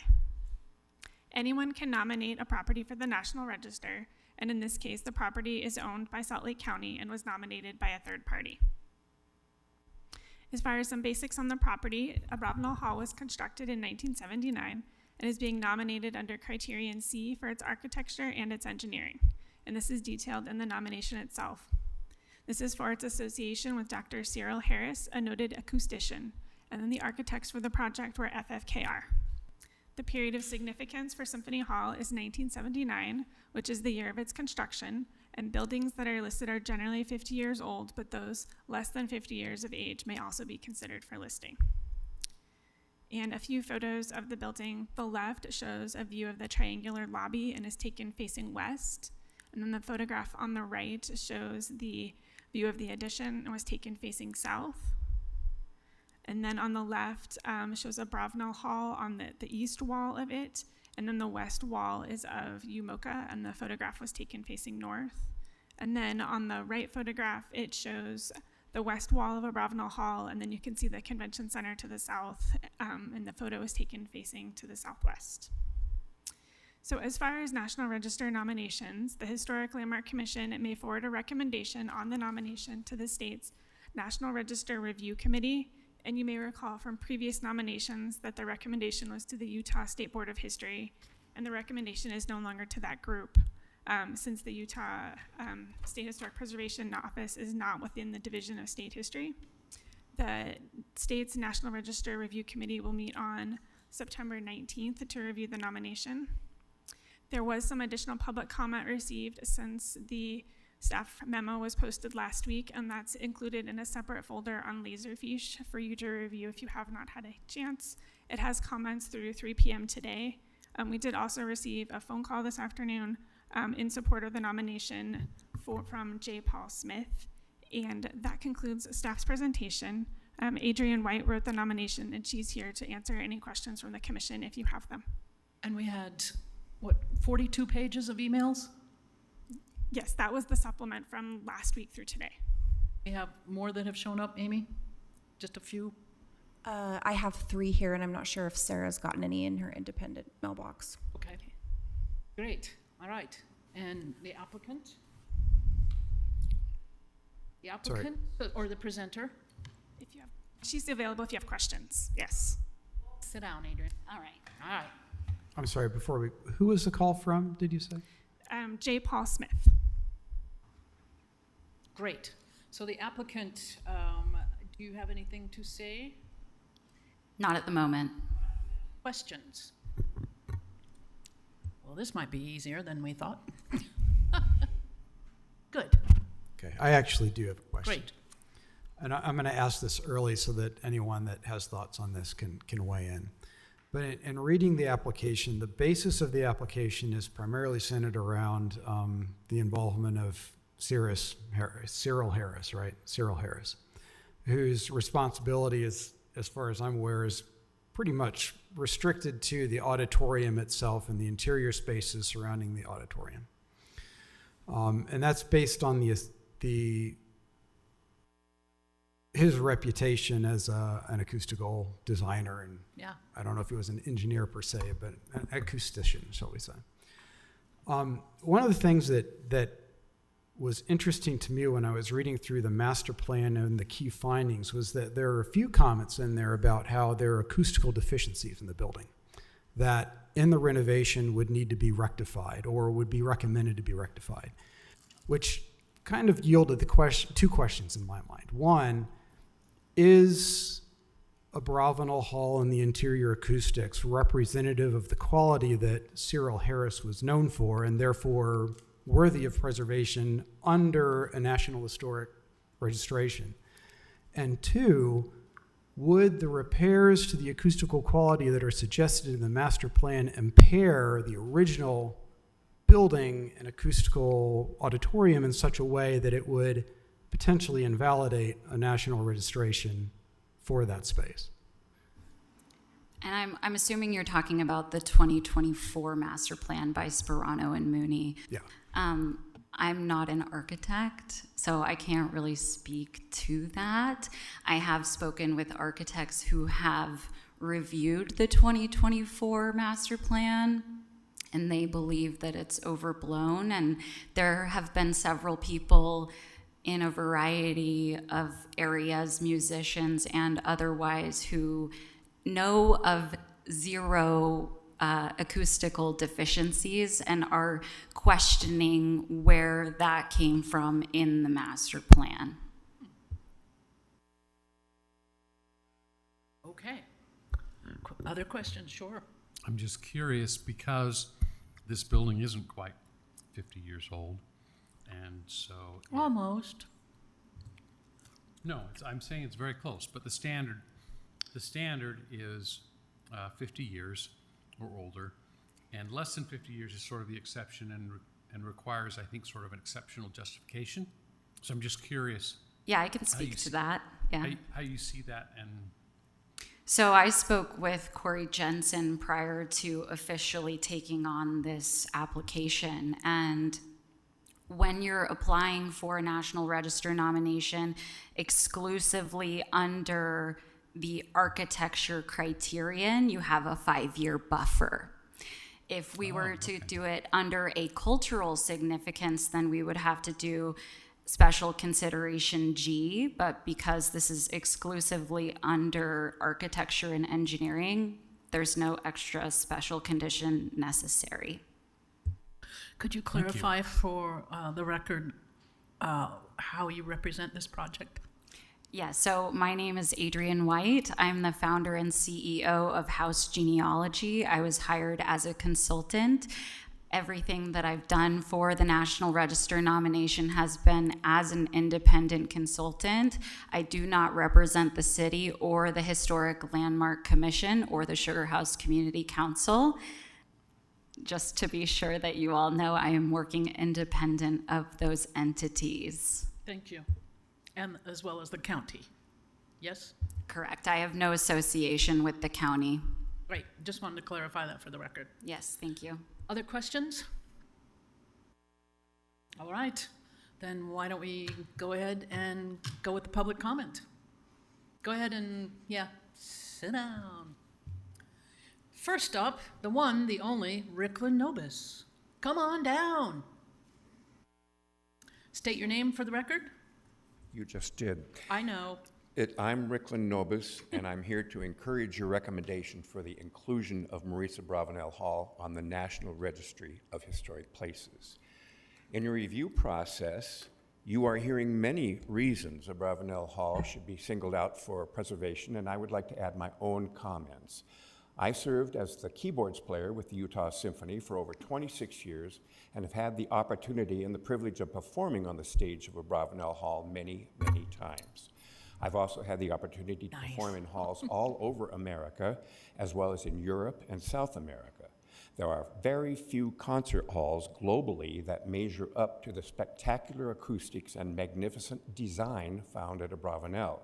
Perhaps the Musikverein in Vienna or the Royal Concertgebouw in Amsterdam, for example. Now, please consider a rare and priceless violin made by Antonio Stradivari. No one quite knows how or why. Some say it was the wood the master used, or perhaps the varnish he devised, but the string instruments crafted by Stradivari from 1698 on are extraordinarily exceptional, known for the rich and miraculous tone they produce. They have been passed down from generation to generation. It has been suggested that Abravanel Hall be bulldozed and a new hall built elsewhere. That seems to me akin to taking an exquisite and precious Stradivarius violin, tossing it on the dirt, stomping it to splinters, and offering in return a cheap $900 million knockoff. I urge you to recommend that Maurice Abravanel Hall be included on the National Register of Historic Places. Much like a Stradivarius violin, it must be preserved and protected for the benefit and wonder of generations to come. Thank you. Thank you. Next, we have Patricia Kingston Brent. And just to remind you all, you get 2 minutes. Thank you. Happy birthday, Babs. Thank you. My name's Patricia Kingston Brandt. I'm a resident of Salt Lake City. I live at 1070 East, 400 South, if anyone's interested. I am a daughter of Ray Kingston, the K of FFKR. Maurice Abravanel's widow, Carolyn Abravanel, could not be here tonight. She's asked me to read this statement on her behalf, if you'll indulge me. And you can have more than 2 minutes to do that. It's pretty brief. Members, thank you for your service to our city and to our community. Carolyn wishes to voice her strong support to place Abravanel Hall in the National Register of Historic Places. When looking at the criteria to be on the National Register of Historic Places, 2 things must apply. First, a building must retain historic integrity. Second, it must be architecturally significant. Maurice Abravanel Hall exceeds in both of these criteria. The hall has historical integrity. Maurice Abravanel came to Salt Lake City to lead the Utah Symphony and worked tirelessly to elevate the status of the Utah Symphony to receive worldwide recognition. Abravanel Hall is a celebration of the elevated status of arts in Utah, but also represents greatness in design and acoustics that cannot be replaced. Abravanel Hall is not just a building, but a living legacy of the arts in Utah that have made Salt Lake City a beacon for the arts in the West. In terms of architectural significance, Abravanel Hall is world-renowned for its acoustic excellence and modern design. Overall, Abravanel Hall is celebrated not only for its architectural beauty, but also for its ability to create a perfect soundscape, making it a true landmark in Salt Lake City, Utah, and the world. Carolyn implores each of you to do the right thing to represent your constituents and vote to approve the recommendation to elevate this to National Historic Places. And despite what is being said by some community leaders, she continues, Abravanel Hall is an irreplaceable building of artistic and historical significance that remains relevant yesterday, today, and 50 years from now. Thank you for your careful consideration of the matter. Thank you. All right, next, Madeline Atkins. Good evening. Thank you so much for taking the time to listen about Abravanel Hall. My name is Madeline Adkins, and I'm the concertmaster of the Utah Symphony. This week, I'm beginning my 25th season in a leadership position at the front of a major American symphony orchestra. In my career, as you'll hear many of my colleagues tell you after me, I've had the opportunity to perform in many of the world's most iconic concert halls, the Musikverein in Vienna, Suntory Hall in Tokyo, the Concertgebouw in Amsterdam, Carnegie Hall, of course, and of course, our very own Abravanel Hall. Our city should be immensely proud to have a hall designed and engineered so exactingly for the performance of acoustic symphonic music, a hall that is so visually and orally stunning, rivaling the world's finest. In my position as concertmaster, I have the opportunity to play frequently as a soloist with the orchestra and to have the front row seat as to how one single violin can be heard in the furthest corners of the balconies. You've heard me say this before, but the sound is like honey. It possesses a warmth and richness that envelops every note. No amount of scientific models could ever guarantee a superb acoustic, and Abravanel Hall's engineering should be celebrated for the magic that it is. In the last 45 years, the hundreds of thousands of people who've walked through the doors of Cyril Harris's finest hall have reveled in the intense and moving experience of over 100 musicians playing in perfect harmony. Upon entering, people are struck with a sense of awe, the light pouring through the glass, the warmth of the wood, and the way the sound moves through the space. This is the place where music doesn't just exist, it thrives. It is a living, breathing part of our community and our heritage. Abravanel Hall is absolutely deserving of this designation. Indeed, it should endure for years to come as a shining example of acoustical and architectural significance here in Utah. I urge you, as stewards of our community's heritage, to support this nomination, ensuring that future generations continue to experience the unique magic of this incredible building.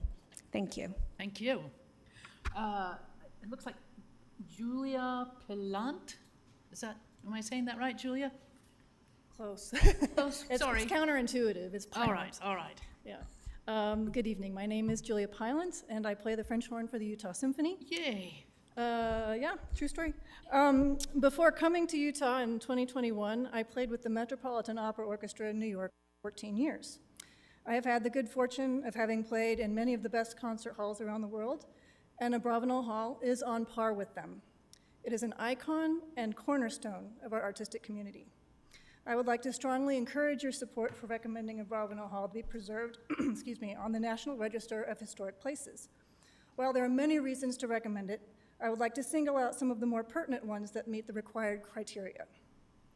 Abravanel Hall has made a significant contribution to the broad pattern of our history, specifically an incomparable contribution to the arts and culture of our community. It is associated with the life of a person significant in our past. Maestro Abravanel was an integral part, not only in building the Utah Symphony into a top-tier professional orchestra in this country and the world, always assuming the role of proponent and advocate for arts throughout the entire state of Utah. He was also instrumental in securing the construction of this architectural gem. The architecture and equally, if not more importantly, the acoustical design by the late, great Dr. Cyril Harris possess high artistic values. Dr. Harris was practically an institution in and of himself, having been the most sought-after acoustician for concert halls around the country during his lifetime. His input and influence, by the way, included the acoustical design of the Metropolitan Opera House, whose orchestra pit alone is second to none. To preserve Abravanel Hall also means the exceptional nature of its acoustics will have a better chance of being saved, and therefore will yield important information and study of Dr. Harris's one-of-a-kind design.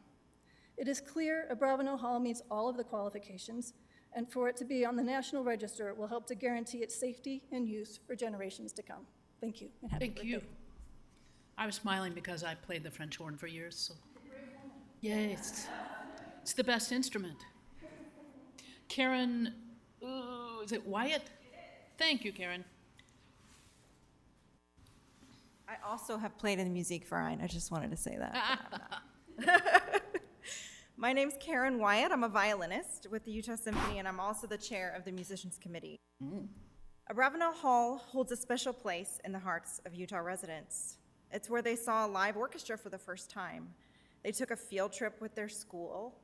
They saw a Christmas concert with their grandparents, or they brought their friends to experience their favorite movie with a real live orchestra playing the score. This community's support for the arts was instrumental in building a concert hall that rivals the best in the world. Week after week, we hear from world-class conductors how special a space it is and how lucky we are to have it. It is a hall that Utahns should be proud of. There is no real comparison of acoustic quality that is Abravanel Hall to any other hall or theater in the state. This amazing building deserves every designation of historical significance. Many of you that have witnessed the end of a triumphant or emotional piece of music performed in Abravanel Hall know how that reverberant sound continues on almost as if it never leaves us. I feel the words of legendary composer John Williams will have a similar effect. He writes, "Abravanel Hall, with its elegant design and splendid acoustics, is a crown jewel in the cultural life of Salt Lake City.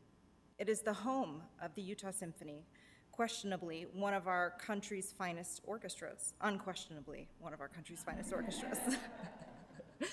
And it's an iconic landmark of which all your fellow citizens can and should be justly proud. It must be preserved for future generations to enjoy. In our fast-moving technological age, great music performed by world-class orchestras before live audiences is a vital thread that binds us to our cultural past and to our collective future.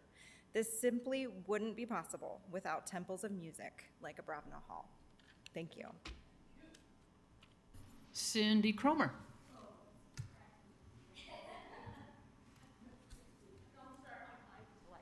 I won't. All right. So my name is still Cindy Cromer, and I want to comment on how we need to look at terms of preserving excellence, not just architecture. So we've just seen the climbing routes at the mouth of the canyon, initiated by former Mayor Ted Wilson, accepted onto the National Register. And there will be one for the duck clubs. So it's not just about architecture, although I would certainly argue that architecture is very important. But preserving excellence in engineering is completely consistent with what we need to do in preservation. So I want to talk about the Ortgeist, or the spirit of the place, in Salt Lake City in the 1970s. There was no transit at all on Sundays. There were no nonstop flights to Atlanta or to many other places that you might want to go. Salt Lake had world-class performing arts, notably the symphony with Maurice Abravanel, and it had world-class mountains. And then FF, eventually FFKR, showed up as one of the new alphabet architectural firms in Salt Lake City. When I went to the offices of FFKR, probably when Ray Kingston, the K, won an award from the Planning Commission, this was in the late 80s or early 90s, there was an entire wall by then of awards in the FFKR offices.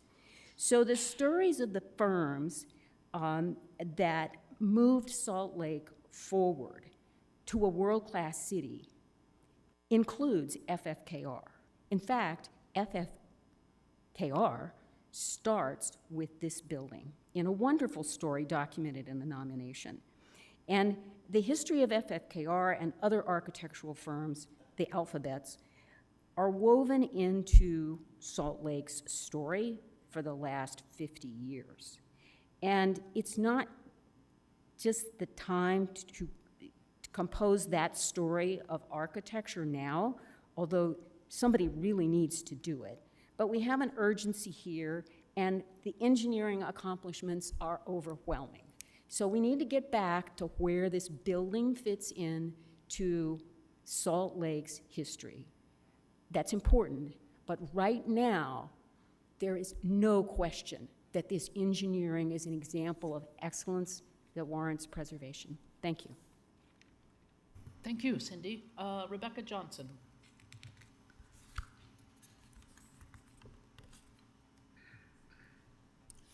What instrument do you play?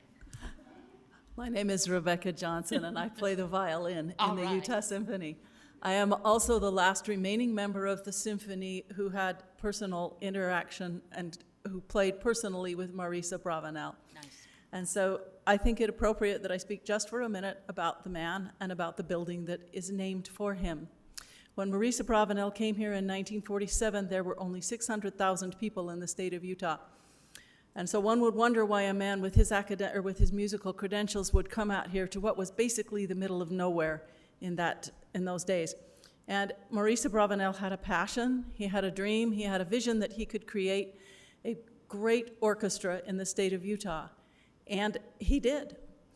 When you look at great orchestras in the United States, you might look at Boston or New York or Philadelphia, and there are some things those orchestras all have in common. One is they make great music, and the Utah Symphony makes great music. A second thing they have is they all have a beautiful hall to play in, and the hall magnifies and amplifies and makes the sound that they make more beautiful. And we have one of those too, thanks to Marisa Bravanel, to like-minded friends and members of the community, and ultimately to the people of the state of Utah. We also have a great concert hall. A third thing they have that is all of Bravanel is they have a 52-week-a-year season, and we have a 52-week-a-year season.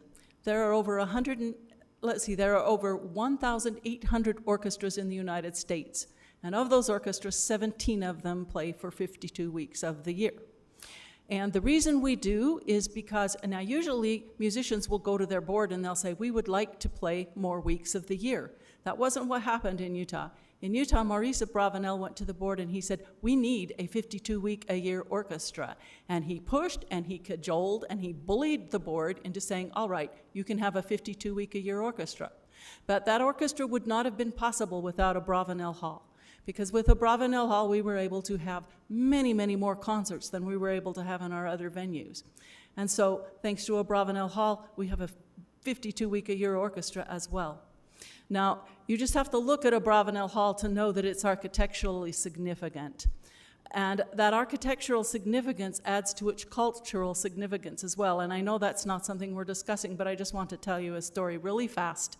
I spoke to a member of the county who works at a Bravanel Hall and asked, what do you like about a Bravanel Hall? And this person said, what I love is when I go and I watch the kids come in, and they come in for the concerts, and they come in and they walk through those big glass doors, and they look at those golden balconies and that incredible sweeping staircase, and their mouths just drop open, and their jaws just drop open, and they are just wonderstruck at the beauty of what they are seeing when they walk through those doors.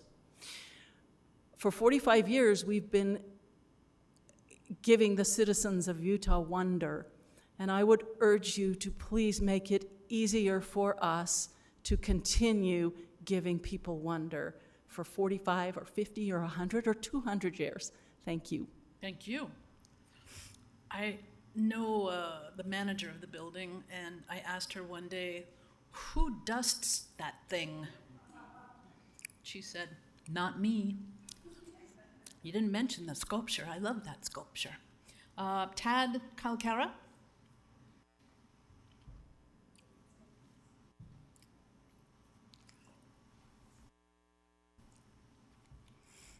Good evening, thank you. My name is Tad Kalkara. I've played principal clarinet with the Utah Symphony for the past 26 seasons, and I could guarantee you the acoustics are superior in this space. And for any reason at all, I mean, the best reason, I think, would be the fact that the acoustics are magnificent in this space. I still remember my audition in November of 1998 when I tested my reed on the stage, a concert F, and I knew from that moment that this was a very, very special space. They got it right here. I could tell you so many concert halls where they've crossed every T and worked out every equation, and the acoustics are terrible. They've, you know, my colleagues and friends in New York at Lincoln Center, how they struggled with the hall there since 1962 in the Philharmonic, trying to get the acoustics right. I think they might have finally got there a couple of years ago in its latest design. But there's a lot of luck involved when you're dealing with acoustics. And in 1979, at the first concert in December of that year with the Brahms Fourth and the Bartok Concerto for Orchestra, they got it right. Okay, this is a very special space. It would be just an act of blatant vandalism to tear down this space for whatever. You know, I think it's you can build this facility somewhere else. You can make refrigeration for a hockey stadium anywhere, but a space like a Bravanel Hall is very special. Okay, the other thing I want to remind you of that the hall was built and created during a very special time in this country.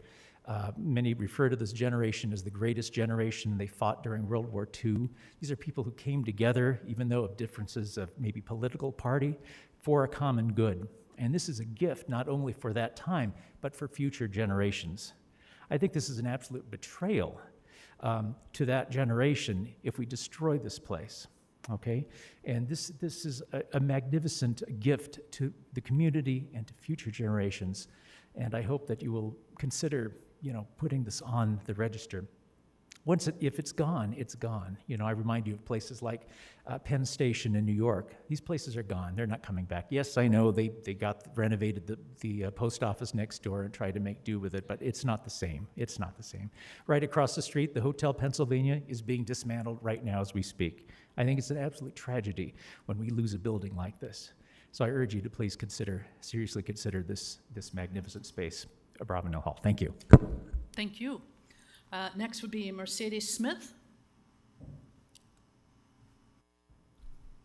Hi.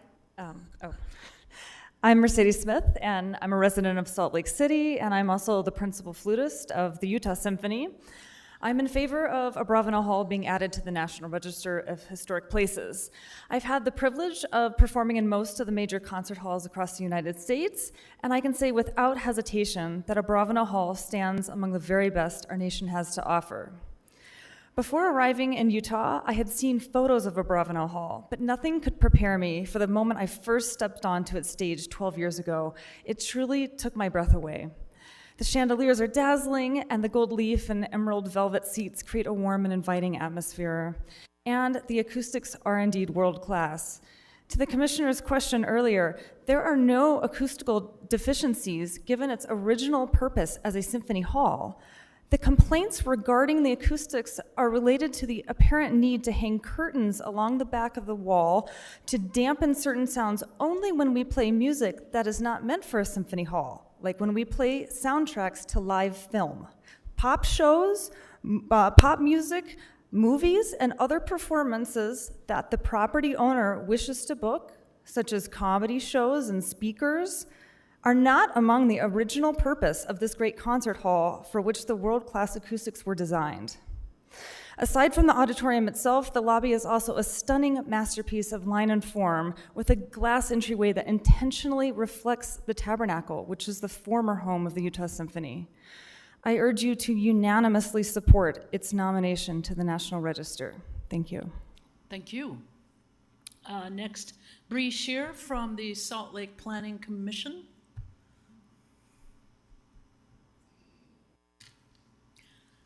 But speaking as a human. Thank you, Commissioner. Thank you, Chair. I do not play an instrument in the symphony or at all, unless you count violin when I was 11 and they kicked me out of the youth orchestra. So, okay. It is rare in public life to have the chance to do what is honorable in the face of certain failure. I am asking that the Landmark Commission unanimously support the National Registration. As outrageous as it may seem to all of us, Mayor Jenny Wilson and Ryan Smith will tear down Abravanel Hall. The decision has already been made, and whatever has been said or stated or promised by either one of them publicly is simply a diversion. The internal communications clearly demonstrate that the bulldozers have practically been paid for and lined up. We will, of course, fight on.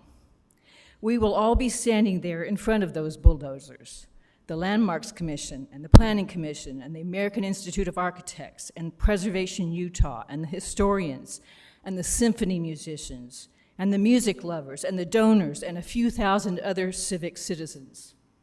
We will be lined up in protest, but we will just be arrested, and the demolition will go on. Now, I have never been arrested, but I am pledging right now to put that on my bucket list.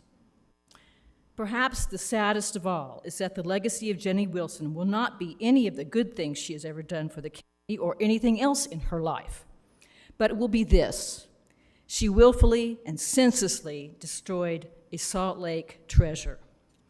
And when that story is told, the fact that Abravanel Hall was a National Register historic building will go down as the true honoring of the public trust. And you, the Landmarks Commission, will be known as people who unanimously recognize their chance to do the right thing in a public forum, however hopeless it may be. Thank you. Next is Keith. Somebody.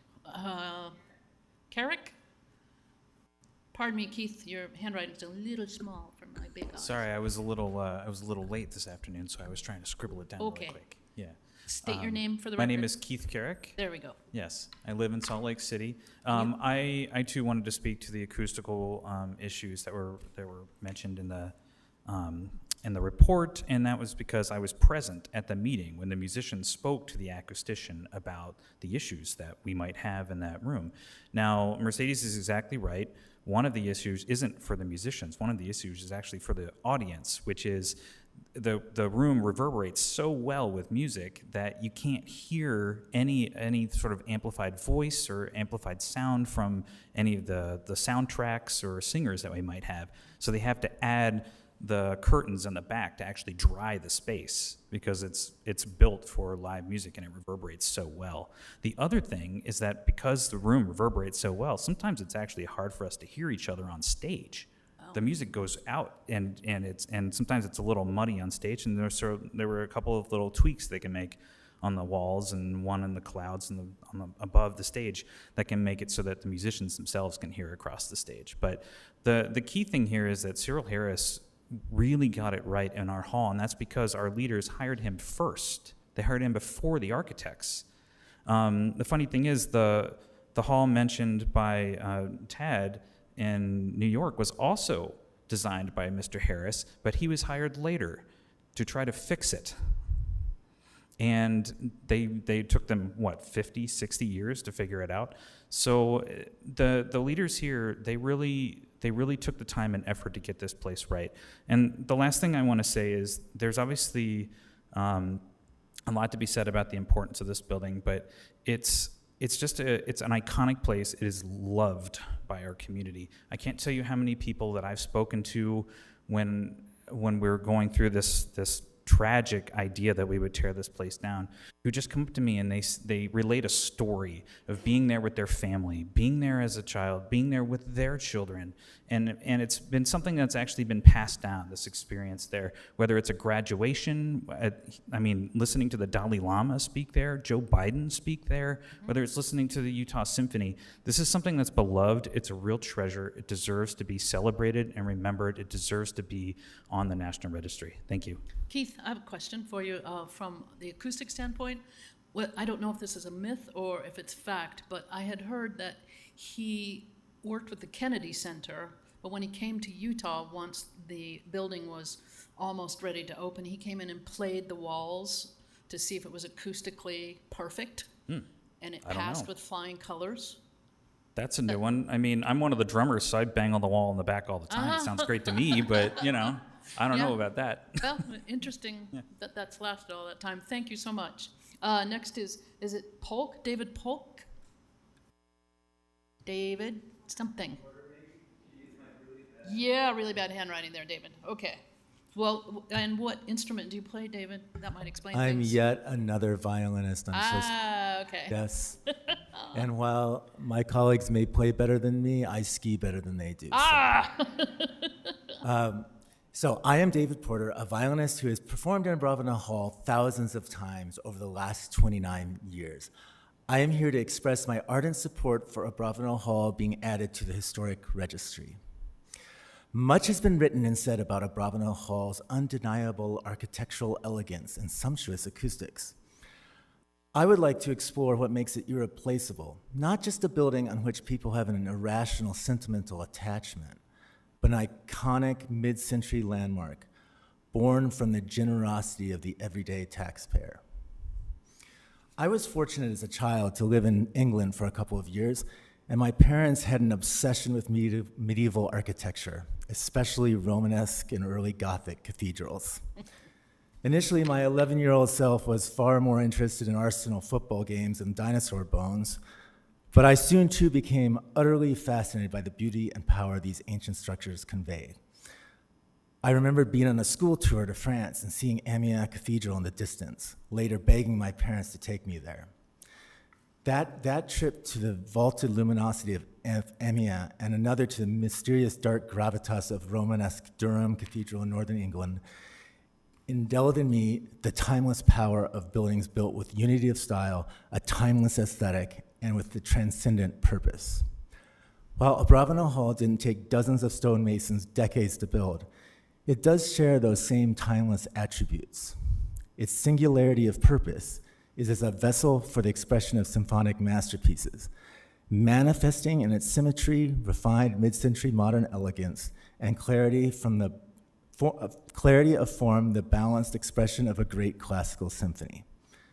Like the ancient cathedrals, Abravanel Hall was designed with a timeless aesthetic, and its superb acoustical and architectural properties were designed to serve Utah art lovers for centuries.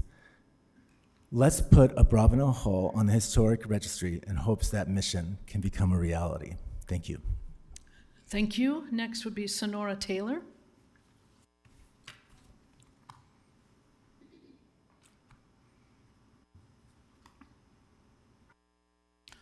I'm guessing you play the tuba? I'm sorry? No, that's I me. don't hear very well. That's okay, So, I'm got silly. my hearing aids. I grew up here and was born here. My family lives here, and I moved to the New York, Washington area for 50 years, and I've come back for I've been here about 4 years. I live downtown. I go out for a walk every day and walk the neighborhoods, walk past Abravanel, past Delta, walks east, west, south, whatever. And when somebody said they were thinking about getting rid of Abravanel Hall, you could have knocked me over because, and they're talking about acoustics. I want to say about acoustics, my family has Granite Mill and Fixture Company, and my father was manager then. My brother Gary should be here because they were the ones that were contracted to do all the architectural millwork in Abravanel Hall. Oh. And they worked with Cyril Harris. And there are things you can just buy with money, but there are things that people give that have a special talent. They give more than you could ever buy. And I wish Gary were here because he was with Cyril Harris, and how they worked so hard with those panels to have the acoustics perfect there. And as new different programs come along and all these different fancy things they can do at the stage, that's not for Abravanel. Abravanel was built as a classic concert hall, and we have other places that can do that, and we'll build them. But when they talk, like I had lunch with a friend and she'd listened to some of the news articles, and she said something about the acoustics. I said, that's crazy. Their acoustics are wonderful for what they're built for. It's an icon. And you can't, if you destroy it, you've destroyed an icon. She said, yeah, and they'll have to spend all this money fixing it up. All it needs is maintenance. You go there, it doesn't need these fancy things to bring, I don't know, performances there that it wasn't built for. She said, yeah, I mean, if you're going to spend a couple $100 million on it, you don't have to do that. You just do maintenance on it like you have to do everything else, and it's doing the job that it was built for. And I brought up that I was living in the East. Carnegie Hall was built, what, 1895? You see these icons, and I don't know how people can say, oh, that's 50 years old, let's tear it down. I mean, that's crazy. And if you have a gem like this, and as I walk around Salt Lake City, there are certain places that really stand out. And there are places that need a lot of help. And I'm saying, if you want to make this place better, you don't start by tearing down your gems. So, like I say, I wish my brother was here because he did walk with Dr. Harris when they were doing the acoustics, and we have something very special here, and it belongs on the registry. Thank you very much. Any more cards? I just have one left. I have Richard. Is that you? Richard Iyer?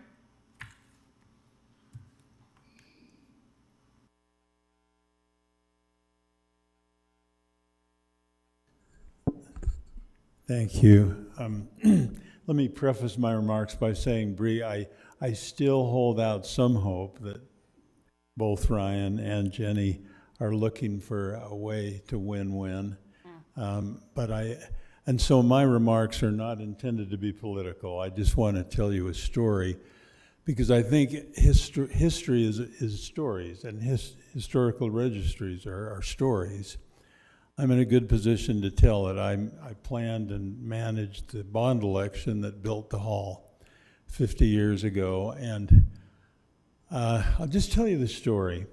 It starts with Calvin Rampton, who, as governor, thought we should do something amazing to honor the bicentennial. And he was smart enough to go to Obert C. Tanner, who had dreamed with Maurice Abravanel for years of a home for the Utah Symphony. And Obert Tanner came to Washington, D.C. to see me. I worked there as a political consultant. But I had been in Utah the year before managing Jake Garn's campaign when he first won the Senate. And Obert Tanner got it in his mind that I knew how to run campaigns. And he made me an offer I couldn't refuse. Obert was that way. And I came out, and I was really discouraged at first, because 93% of the bond elections in America that year failed. We were in a time of recession. It was very hard to get people to vote to raise their own taxes. And we live in a community where there's a lot of hunters and a lot of fishermen and not enough patrons of the arts. And I remember saying to Obert, we're going to lose this race. There aren't enough of us. There aren't enough artists. And Obert was unabashed, and he said, well, we've got Cyril Harris coming out next week. I want you to meet him and see what he says.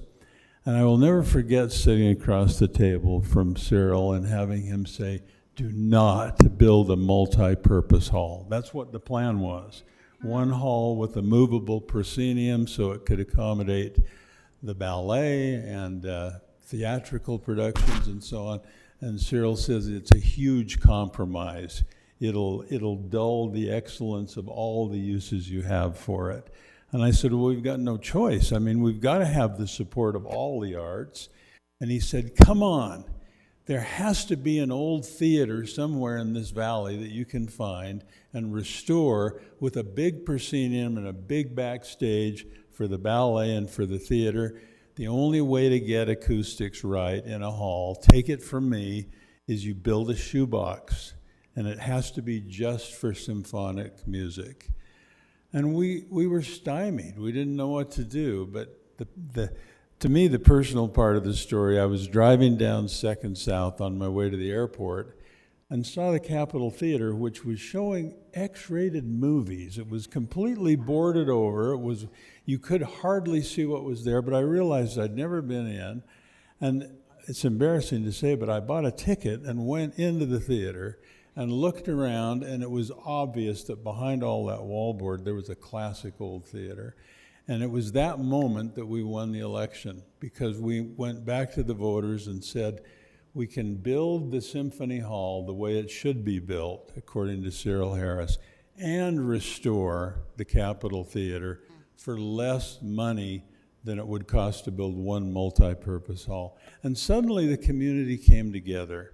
And in our call center, we had ballet dancers, and we had symphony players, and we had deer hunters. We had people who realized that if we were going to put Salt Lake City on the map, it had to have an iconic hall.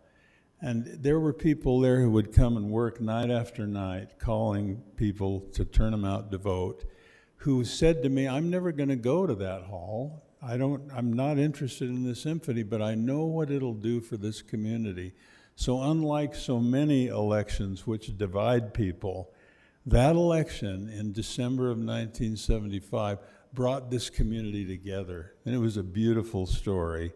And I'll just end with my recollection of election night. We were in the lobby of this old beat-up Capitol Theater watching the news and watching the returns come in. And we'd been behind in the polls all the way up until the election, but we knew we were gaining. And when Channel 5 called the election and said the bond has passed, Maurice Abravanel and Obert Tanner, these two white-haired, wonderful, patriarchal men, were sobbing as they held each other and felt that their life's work was done and that they would leave a legacy that would never go away. And the voters of Salt Lake City gave it to us. It is an unbelievably iconic hall. To have it ever go away would be a historic blunder.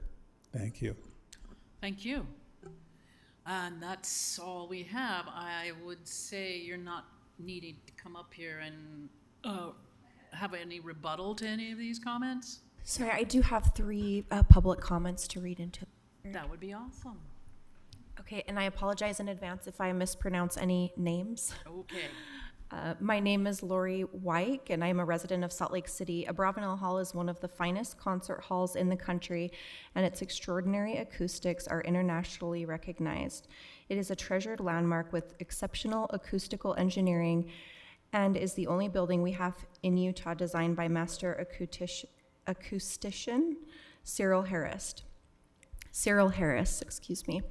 I'm personally grateful every day for the opportunity to perform in this world-class concert hall in which every single detail was designed for acoustic and aesthetic excellence, from its shoebox shape to the materials of its floors and walls, from the forest green seats, which were lab tested for over a year, to the overhang of its floating tiers, themselves coated with hand-brushed Italian 24-karat gold leaf.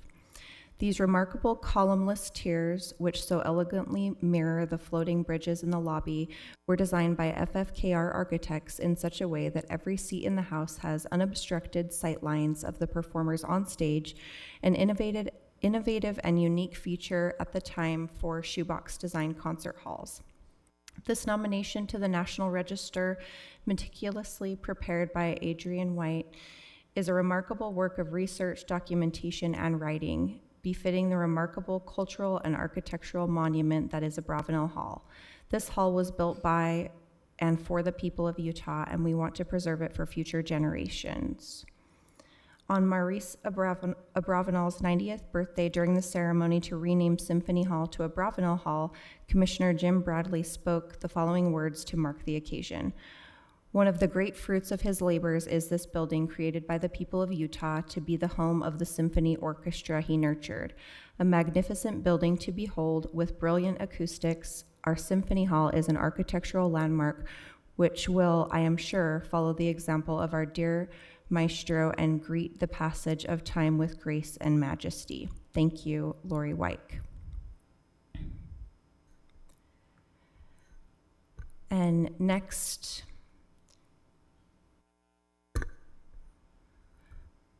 sorry, let me see where I need to start reading here. We, the people, as Utah taxpayers of all ages, feel we know and well understand the beneficial and historical significance of Utah Symphony Hall's irreplaceable acoustics plus its singular aesthetic beauty. Symphony Hall stands as a rare jewel of historical and architectural achievement.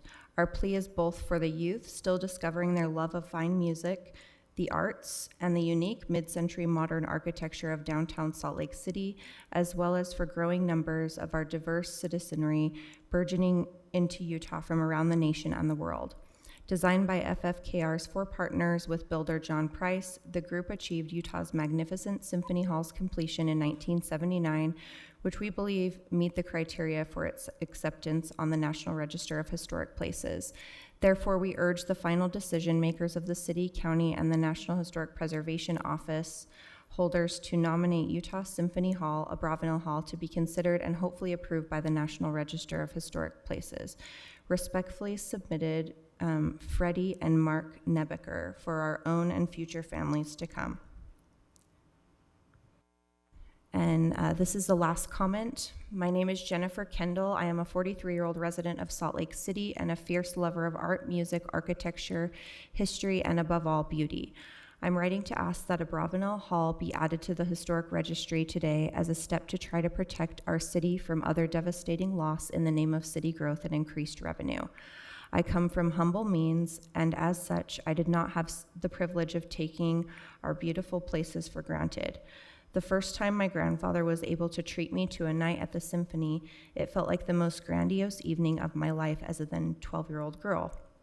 I remember sitting in the hall completely overwhelmed, breathless at every visual detail. The music started and the tears flowed, and completely overcome with the absolute awe of the magic that it created in this space on a near nightly basis. Abravanel Hall provides its guests with unforgettable moments of acoustic and aesthetic arrest that impact us on a near spiritual level. Someone must help us protect that irreplaceable beauty from billionaires with jumbotrons and elected officials tripping over themselves to grow and transform this city at the expense of all its history, all its long-term residents, and all of the unique beauty we have shared from generation to generation. My grandfather shared this magical place with me. I hope to share the same magical place with my grandchildren. Buildings are not just functional spaces, they are cultural and historical artifacts that reflect values, beliefs, and aspirations of our society that creates them. Let us aspire to be a society that values our history, art, and unique beauty more than we value financial gain for the city. Let us fight to do the right thing and preserve Abravanel Hall. Thank you for your time and consideration, Jennifer Kendall. And that is all I have. Plus the 42 pages, yes. Okay. All right, so close the public hearing. We're in executive session to discuss, and I have never seen this form before. This form is the part of the nomination process, and we are all looking at the evaluation criteria here: integrity, description, significance, context, facts and sources, and supporting materials. Basically, I have to say whether or not what we heard was okay, or if we have any concerns that weren't addressed. So I'm going to go through this as part of this process here with you all, if you want to just jump in if you have any comments. As far as integrity, any major alterations or additions, new materials, altered setting, any of that, we didn't even discuss any of that, correct? Okay, so I'm just going to put okay. Description, is the property adequately described? Have contributing and non-contributing features that been clearly identified? Okay, good. Significance and context, has the appropriate criterion been used? Has it been justified? Is the context sufficient in breadth and depth to support the claims of significance? I'd say yeah, and bring them on. Just keep adding them on. Facts and sources. Are the appropriate and best sources used? Are key dates and facts accurate? Seemed that way. Okay. And finally, supporting materials. Do we have any? I know they have a plethora of photos, maps, drawings, and all of that sort of stuff. So my options here are: A, the commission recommends that the property or properties appear to meet the National Register criteria and should be listed in the National Register. Or B, the commission recommends that the property or properties do not appear to meet the National Register criteria and should not be listed in the National Register. Discuss amongst yourselves. I just want to say thank you to everyone who's come and shared their stories and experiences today. This has been fabulous to hear from each of you, and thank you, Adrian, for your hard work on this. Anybody else? I want to echo that. What a treat to hear from all these people. I guess I was struck by the more time someone spends in Abravanel Hall, the more they love it. Mm-hmm. And I think the people in this room are the evidence of that. I also want to say, this is the epitome of what this commission should be about. This is the perfect example of the building that we should be watching out for, that we should be highlighting, that we should be honoring, because there is no greater building in Salt Lake. So if if we're not in favor of putting this on the National Register, we can just close up and go home. All right then, so I would need a motion. I'll make a motion.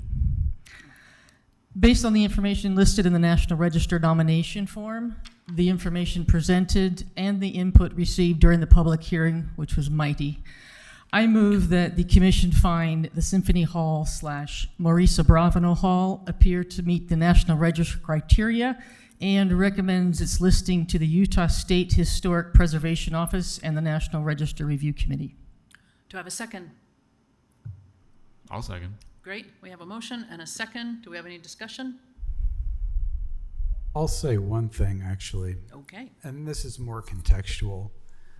A lot of the comments that we received, some of the statements here, certainly some of the emails that we've gotten have used the terminology, whether intended or not, of assuming that being placed on the National Historic Register is the end-all be-all of preservation. Right. And I just want to say for the record that is not the case. It's not one thing and it's done. It's an ongoing process to preserve. So I want to add that note just because it's been commented some areas that as if this would be the end-all be-all, and it's not. So a cautionary word, let's put it that way. All right. Any other comments? All right. I've got one comment, and I'm going to have to abstain from tonight's vote because our firm has worked on this project. Okay. And it was in the last 10 years or so, and I don't want in any way, shape, or form the commission's vote tonight to be tainted by any kind of impropriety. All right, so you will abstain. Yeah? All right. So let's go ahead and vote. Alan? Aye. Jared? Aye. Michael? Aye. Abramson? Amanda? Aye. Carlton? Aye. Adrian? Ken?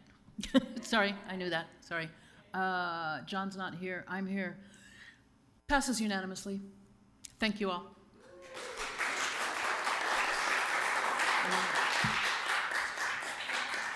Well, thank you. Play on. All right. We are going to now go into work sessions. You can all leave. Do we need a bio break? Let's have a 5-minute bio break.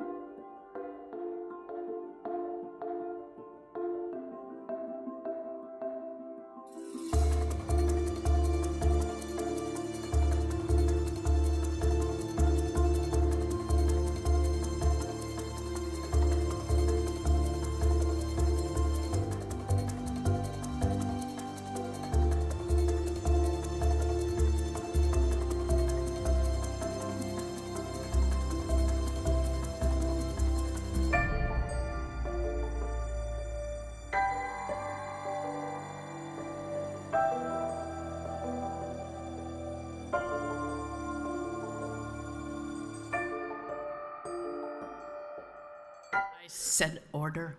Because you did a great job. Thank you so much. Do we have everyone here? Sorry. Adrienne? The more you worked on Yes, it, I'm the coming. Uh-huh, and, more convinced you became. Put your phone on. well, Okay, I will. Oh, gosh. boys' restroom only takes a minute, right? Okay. Oh, and this damn house. Oh, I drive by this house 1,000 times a day. It's great to meet you. Does he have to recuse himself? Oh, no, he's just in the bathroom, yeah. We're just waiting for him. Sorry. Mm-hmm. Is the applicant here for this one?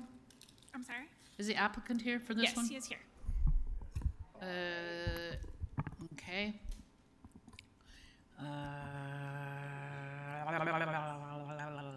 Kinney House. Who's doing Kinney House? Seth. Okay. Do, do, do, do, do. Mm-hmm. Well, where is he? It's amazing. Thank you. Thank you so much. I don't know. No, would you go look and see if you can find him? Yeah, because he's AOL.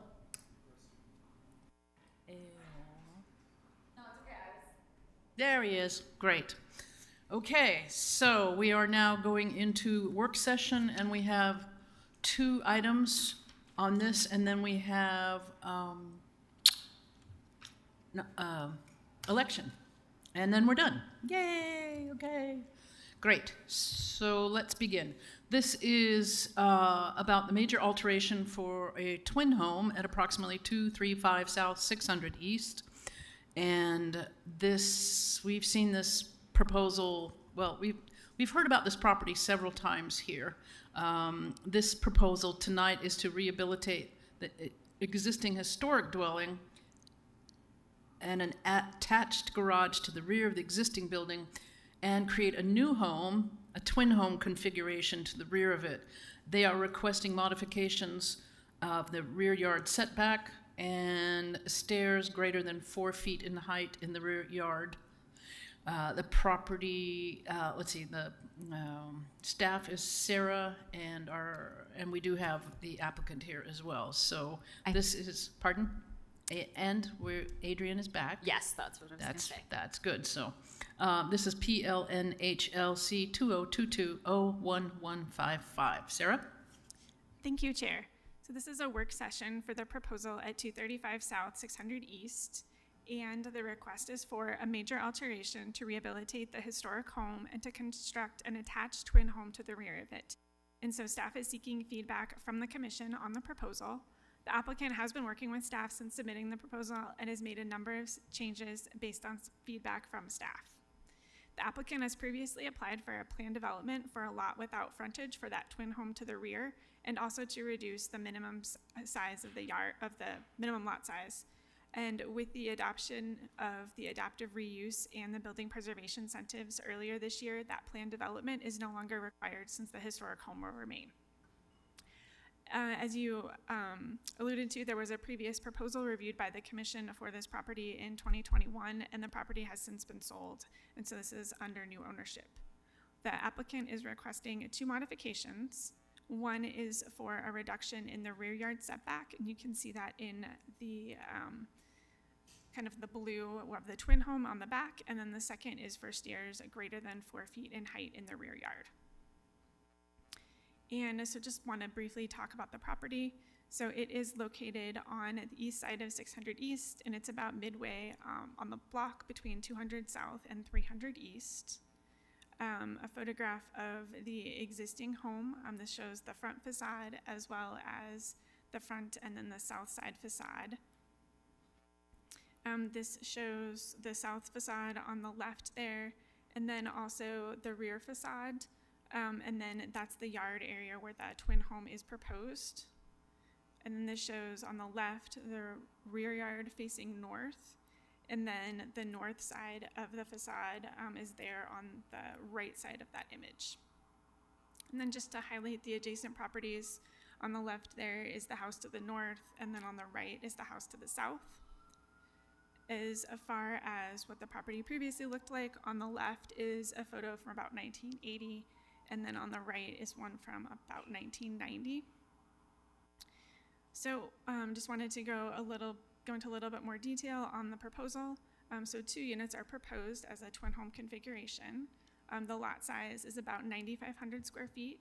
It's in the RMF 35 zoning district, and then including the garage and the basement, the proposed twin home is about 5,000 square feet. And, correct. So I wanted to just briefly go over the proposal, and then I do have a few questions that I want the commission to discuss and then respond on based on some of the issues that are identified in the memo and in the key considerations portion of the staff report. So the home is approximately 5,000 square feet. That's the twin home that's shown in the purple on the right side of the slide.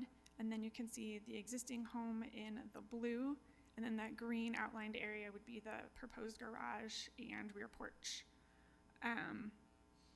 So that as far as the front elevation, so this proposal, unlike the previous proposal, it includes the rehabilitation of the historic home. The initial submittal that identified that the historic elements would be repaired or replaced as needed, but there are not details as to how this would be done included with the proposal. The plans do identify that there would be painted trim and a painted wood porch. So you can see that existing historic home on the left slide, and then on the right side is the proposed twin home, and so you can see where the garage would connect to that on that lower left portion. And then the rest of that twin home is shown on the right. And then this shows the north elevation. So you can see the historic home on the right side, and then the new twin home is shown on the left side. And then on the south side, the historic home is shown on the left, and then you can see the entries to the two different garage doors, and then the side of the twin home that's proposed to the rear. And then this final slide has an elevation of the twin home, and this is the elevation where the rear yard modifications are requested. There would be a reduction in the rear yard, and then also to allow those stairs to encroach and be over 4 feet in that rear yard area. So staff's identified 4 specific questions for the commission. The first one is what additional information does the commission need to review the application as far as the rehabilitation of the historic home? I'm also looking for feedback from the commission on the design of the twin home, including its design, the massing and bulk, as well as the form and the scale. Also wanting to get feedback from the commission on whether there's support for changes to the window fenestration pattern. That's something that staff had talked about with the applicant. And then also the applicant identified several different options for material choices. And so if the commission has recommendations for the applicant on those. And so that concludes staff's presentation. The applicant is here, and he does have some changes that he wants to present related to the proposal since the memo was prepared. And so he will go over those. Do we have questions for Sarah at this point? All right, let's bring the applicant up. The applicant is Aaron Ravensheet. And have we heard from you before, Aaron? Because you're the new owner? No, you have not heard from me. Okay. Well, And I'd like to apologize for my attire. oh, we don't have a dress code here. I Yeah. didn't want to be late to the meeting, and so Relax. If I'd known I had 3 hours, I would have showered, shaved, would have eaten a meal or two. Okay, well, if you're going to be doing this in the future, know that these meetings go on forever. Okay? All right, so speak right into the microphone, identify yourself, and do your presentation. Sorry, just gonna. Thank you. My name is Aaron Ravensheet. Like Sarah mentioned, we are very optimistic about this project. The only detail I really want to add to what she mentioned is that looking at the presentation of our proposed twin home, I thought it was a little lacking on the 3rd floor, so we just expanded it ever so slightly just to give it a more rich look in my view, but maybe you'll differ on your opinion. Other than that, I'm open to any questions, but I think It's really Sarah hard to covered most tell from this aspect how this is going to, when we go by on 6th East, Yes. what we're going to be able to see behind the original house. Do we have any other renderings other than this? I know previously I've had some photographs directly from the street. That's not something I include in the package. Sarah, do you have anything from that view? So I just have the photographs that were in the presentation. That you just showed us? Yeah, like the one that Well, dumpster. well, I guess the basic answer would be, how much of this secondary building are we going to see from the street? So, if I was to tell you what I think, I believe that you will see, when she goes back, I'll show you. You will see probably the southern portion of this home. Okay, there's a tree there, for instance, and then if you look at where the dumpster is, you'll have a very narrow slot that will probably catch. The garage door? No, you won't. You will likely never see the garage. You will see, can I scroll through this? You will see, is this mine, or if I can? I'm sorry, if we go back to mine, I think it'll probably show it. I apologize. Do you want to go? Yeah, like right there is probably fine. Okay. Oh. There you go. That's a great suggestion, in fact. Okay. So you'll see So between. 6th East is over here to the left? Yes, we're Got running it. perpendicular to the property. Okay. And it's obviously open now, but there's a home obviously to the south, which Sarah presented. Is for sale. It's for sale. Why don't you buy it? Oh, he's a great guy. I love my neighbor. He's a very nice gentleman. But I'm teasing you. I don't need it. Nah. So it's going to be, to answer your question, it's a pretty narrow sliver. Okay. So it would. I mean, I'd be surprised if you get the entire portion of that southern turn of the L, but let's just say you do. You could probably see that front facade of, if I go back And if you see the balcony, that's probably what you'll see at Okay. most, at best. And so the house itself, how many square feet is that? The existing home, the historic structure, I think it's about 3,600, something So this thereabouts. twin home is ginormous. Well, technically, based on the square footage, correct, but much of that is buried in the ground. And the utilization of the square footage is a little bit different. Structure-wise, it probably is equal. The problem is, like, for instance, in the existing, you have something like, you know, the shelf foundation that eats in a lot. So you, size-wise of the home, I think it probably comes out maybe the same, maybe less. So in dimension-wise, it's not going to seem like it's a large discrepancy. It maybe look similar in size. And it will be attached? It will be attached. It's one of the requirements. Okay. And you're not separating the land then? Land will be separated. The Oh. code does read that it does give the, I guess, permission. To have with- 2 Sidwell numbers?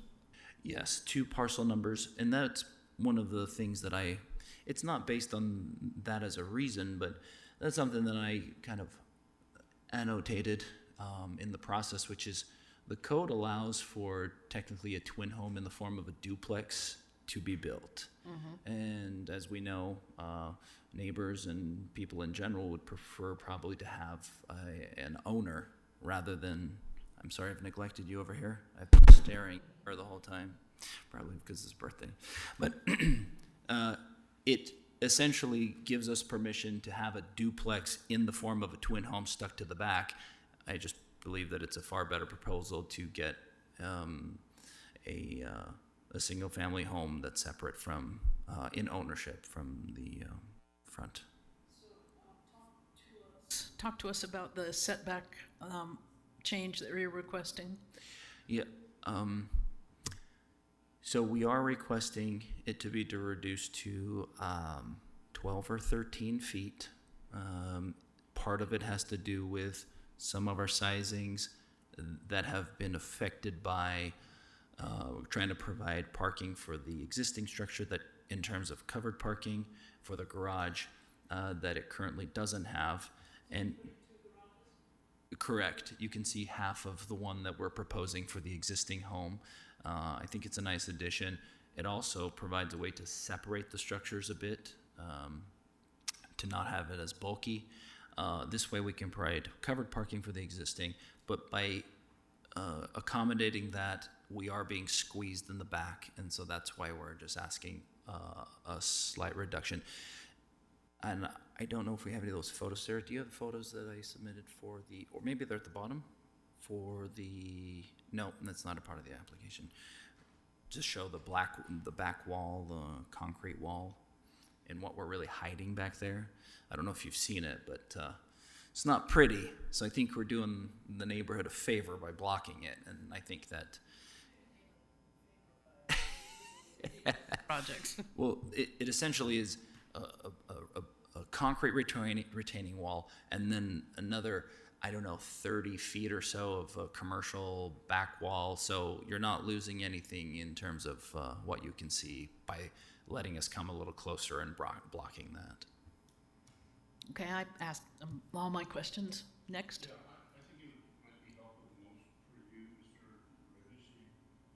Would you turn on your mic? Is your mic on? Must have shut it down. So if you go to sheet 16 of 17, I think it might be helpful to kind of tick through exactly what you've asked for. You know, when you say, you know, what additional information does commission need from the applicant for review? I think it would be good, like you saw, or maybe you were here earlier, where there were photographs of the front, and you could see where you could see the second building, you know, from the front street. Yeah. I think that would be helpful. Okay. You know, in terms of you know, in terms of the massing, the bulk, the form, and the scale, I think I think you're cognizant of all of the materials that are acceptable and not acceptable. You know, I think first off, I want to just say this is a monumental task, and thank you for taking this on, because you know, it's the front building is obviously very significant. You know, and what you're adding to it is in size and massing somewhat similar to that front building, and really filling that lot, you know, so bravo with that. But I just think you need to be careful with the materials. Okay. You heard how Yes. careful we are in terms of acceptable materials and not acceptable materials, and if indeed there's changes, then please bring them back to us and say, this is why I'm making the change.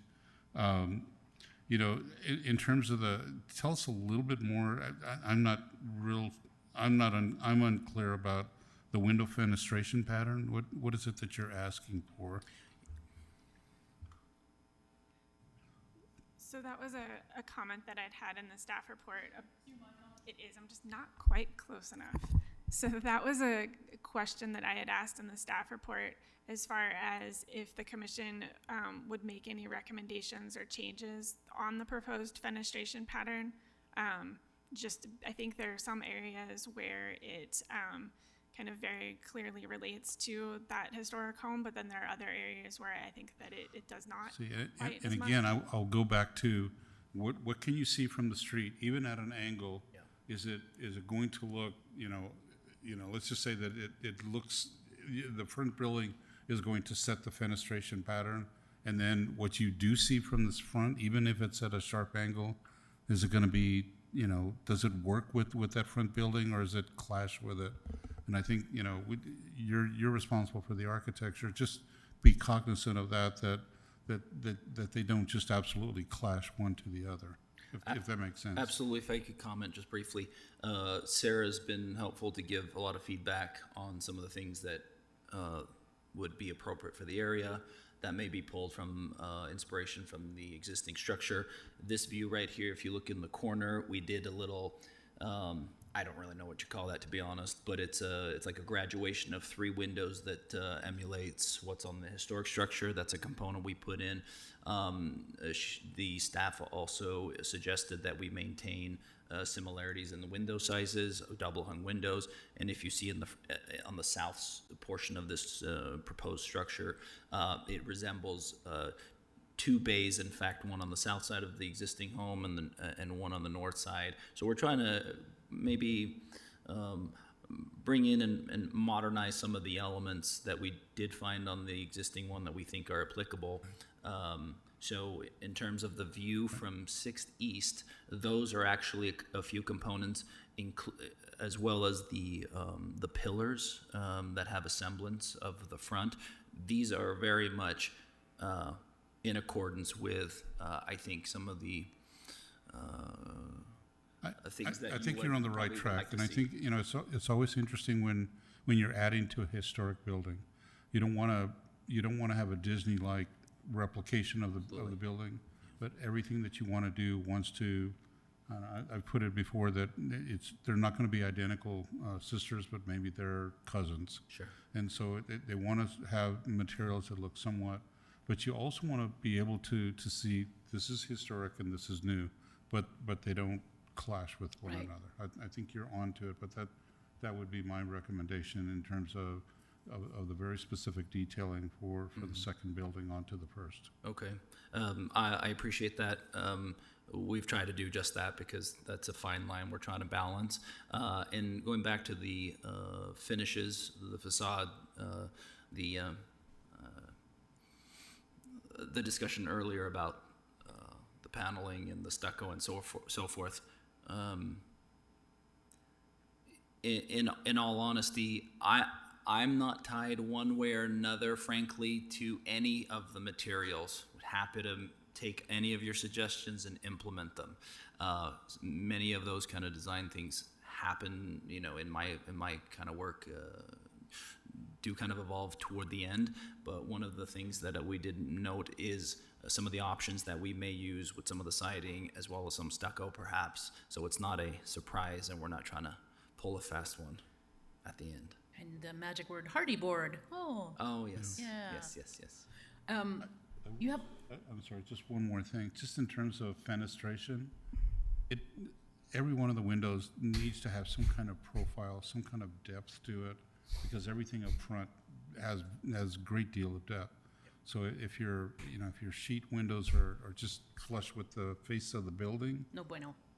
that's not going to work in your favor. Okay. There's got to be some dimension, You like some some shadow depth. line that somewhat replicates or somewhat mimics what happens in the main building. Okay.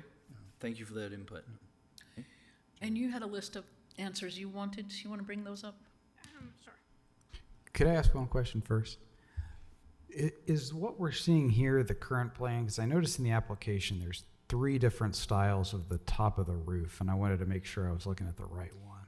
So the ones that were in the memo to you are not the ones that are being presented by the applicant this evening. He did make, as he noted, this That area configuration, larger. okay. Right. And so I'm just getting over to the 4 questions that I had for the commission.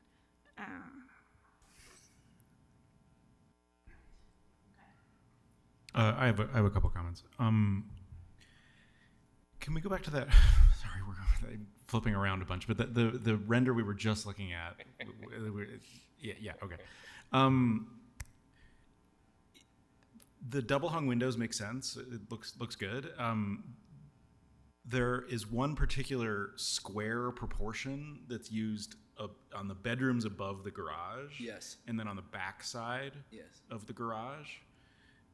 Those seem incompatible to me I with the completely agree. proportions I completely agree. the I had existing house. I had the exact Yeah. same thought. And Absolutely. it seems to me like a pair of narrower windows Absolutely. would be the better Or a solution. reduction with sides that has a bit Yeah. more. This is know. This is honestly a mistake. Sure. Okay. In all transparency, I've had some issues where we started with one designer and we transferred. We lost a lot of time. We're trying to get but this will be rectified. I saw this myself sitting here. They are not the proper dimensions. Okay. Absolutely. And the other comment I have is about that third level. I mean, we've seen 4 different variations now. I'm not convinced by any of them. I feel like each of them looks sort of tacked on and not well integrated with the remainder of the of even the twin house, and not the, to say nothing of the historic house. Sure. I think partly what I would recommend is reconsidering the roof slope. The roof slope or pitch is a lot shallower on the twin house than on the historic house, and I feel like that's partly why the third level is causing so much trouble to integrate it into the overall. So that would be one thing I would consider, is like if the roof slope or pitch was a little closer to the historic, I think it might be easier for me to see this as I thought the same thing when I was looking at the plans. I thought somehow there's something that these two buildings don't. They somehow, because if it's a twin home, they somehow ought to relate. And I'm like, there's something that these are not relating quite enough. And the thing that struck me was they're two different roof slopes. I think the sloped roof is an improvement over a flat roof, but if it was the identical slope, then it carries over that these are somehow related. These are related. But isn't that roof also, that looks metal? Well, And that's BS. we've already clarified that it will be shingled. Okay. So just please disregard. To your point, Alan, I would actually go either way. I would say a flat roof would be better than this, or something that more closely matches the historic That's what the house thing would is. be Somehow would be you have better. to tie the two together. I think this is like a sort of compromise solution in between, and I don't think it's the right one. I think I would go either way. Can I speak to that? Sure, go ahead. I appreciate that. This has been a battle I'm fully aware of. Sarah also has suggested that we do go steeper in the roof. The problem is, as aforementioned at the beginning, this is quite an undertaking. It's quite an investment, and so we're trying to balance getting every the characteristics right, but also being able to do it cost effectively and also have a product that can justify the price in terms of square footage and so forth. Again, this is not necessarily something that I'm bound to or married to, but it was, if we slope the roof too much, you lose the square footage above. Mm-hmm. It's almost becomes useless. I'm totally fine with a potential flat because there is a component on the historic existing structure that is flat, in fact. Excuse me? Is that something that's oh yeah, are you saying if it's flat you can easily perch them on? Absolutely. You can do solar regardless of the slope, and it is Sure. permitted. Sure. You have to go through the process. Hold on. Let's get back to, though, the point here, the applicant's requesting modifications for the reduction in the rear yard. We haven't talked about that at all. So let's get on to that. Do we Okay, have? well, let me then ask some questions. So, and I'm just ignorant here. I was pleased when I found out that it's two lots, because I was concerned about like this is going to be eternally, has to be a rental property. And so now it's like, okay, this doesn't have to be a rental property. But if it's two lots, then why does it have to be a twin home? Why couldn't it be two separate homes? Because it seems to me that would work way better, because I can't. I welcome that. Thank you. I can't. I'm just saying I can't, because I look at these two. I'm like, why are these two smashed together? So I feel like either you've got to fix the addition so that it works better with the existing structure, or you've got to divorce them as two, because the connection does not feel like it follows the guidelines well. It does not read very well. I mean, it reads really clearly which is the historic and which is the new, but it does it in a really clunky way. And so, like, I'm just like, well, if there was a breezeway between the two, I would feel better. But if there was a complete separation, I would feel even better than that. So I'm just wondering why go the route of the twin home? So Amy, correct me if I'm going to misspeak, or if you want to go ahead and answer. I believe you can do it, but only with the adaptive reuse. Yeah, so when this applicant first submitted the application, they couldn't do two separate single-family dwellings because they don't have enough lot area to do that. Since the adaptive reuse building preservation incentives have been adopted, they could now do that. We have waived lot area for projects that retain an existing single-family dwelling, so that is something that they could explore. However, I can't speak for the applicant, but I would assume that they didn't explore that initially because it wasn't an option to them when they submitted this application. Totally logical. Okay. Yeah, we were forced to, the wording, I can't quite remember, but something dividing wall, something wall. It was a very specific line. It had to be this wall. I mean, and we had that's, to- that's one of the things that I would say, well, okay, well, I can see a justification for reducing the setback at the back because you need the space to separate the buildings. But here I'm like, well, you just want a larger house. I'm like, well, I don't know. In some ways, I'm like, well, what do I get? What am I getting? So are we As a sending him commissioner. information back to say, hey, why don't you redesign this so it's two separate homes? Well, I'm asking, I did want to understand, was there some compelling reason? It sounds like there was a compelling reason. we had to. Is that still? It had to be attached. Is that still a compelling reason? But you don't have to now. Right, the code amendments that Amy referenced were adopted by the city council in July. And so this was submitted quite a while ago, so until July, that wouldn't have been an option. Well, and that'll cost you a whole bunch of redesign money. Oh, man. And time that is Did you see that far movie, The gone. Money Pit? Excuse me? Did you see the movie, The Money Pit? No, I don't think I have. I wanna- Yeah, I should. Netflix it, yeah. Oh, yeah? Yeah. Yeah. I'm sorry to interrupt. I don't know. We're not asking for well, I guess you could argue we are, but we're not necessarily asking for the setback reduction for a larger home. It's to compensate for the covered parking for the existing structure, to provide that covered parking. That's why, just to make that clear. But you could obviously argue the other way and say, make your house smaller and just still give it a garage. But to make the dimensions work, that's the reason. Well, we're here to give you our feedback, so Sure. that's definitely relevant. Go back to that list. Yeah, the magic list here. Proposed twin home design, massing bulk, we did that. Commission support changes to the window pattern. We've discussed that. Do we need to discuss that anymore?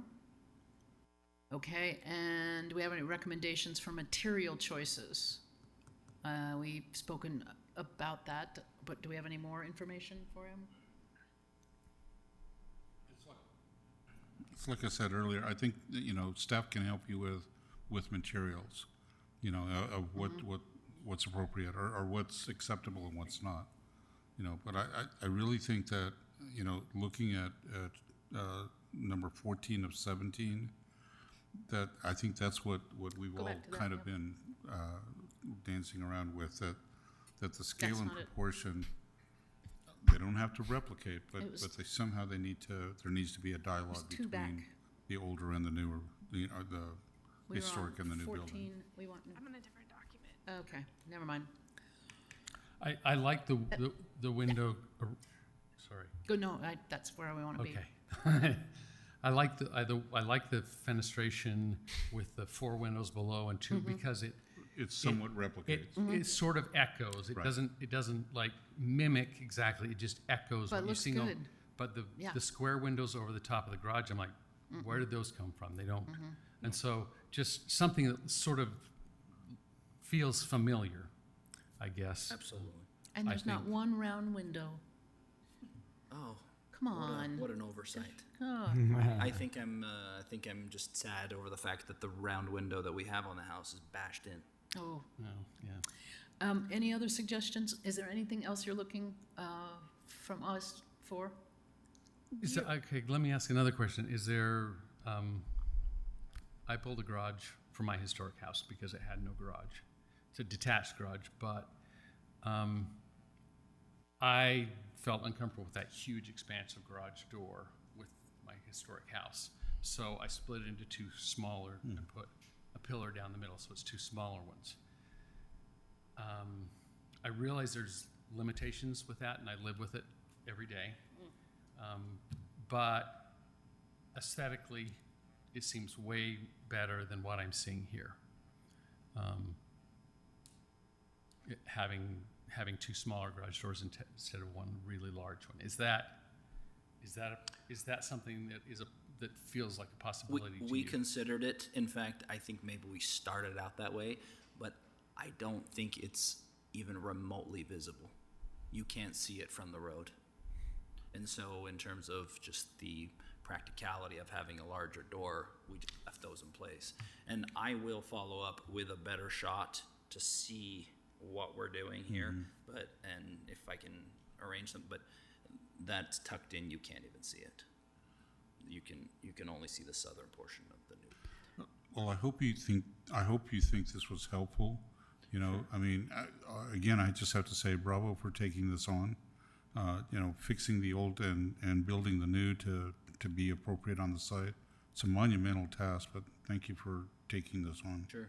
Yeah, it's been helpful, but it's also a little difficult because there's flexibility given to the builder or developer, and it's kind of like, well, we can go either way with the roof, and which one do we like, and what should we do, and we don't really want to lose space. So and Sarah has brought all these points to my attention several times, but it's difficult. Which way do we always go? And honestly, I don't have the strongest opinion on some of these things, just a few perhaps. So if you just say go with the flat, I'll do it. That's great. We'll see you next time. Yeah, it's really all about what we see from the street and how well this fits in with the home in front, so that it's not, I think somebody mentioned, like an alien project drop down on a beautiful historic home, and then there's this, what the hell is that sort of thing. So we've given you as best we can, and we'll probably see you again, I'm sure. Okay, just in closing, I've made note of the windows. That's an obvious flag. We've discussed the shingles.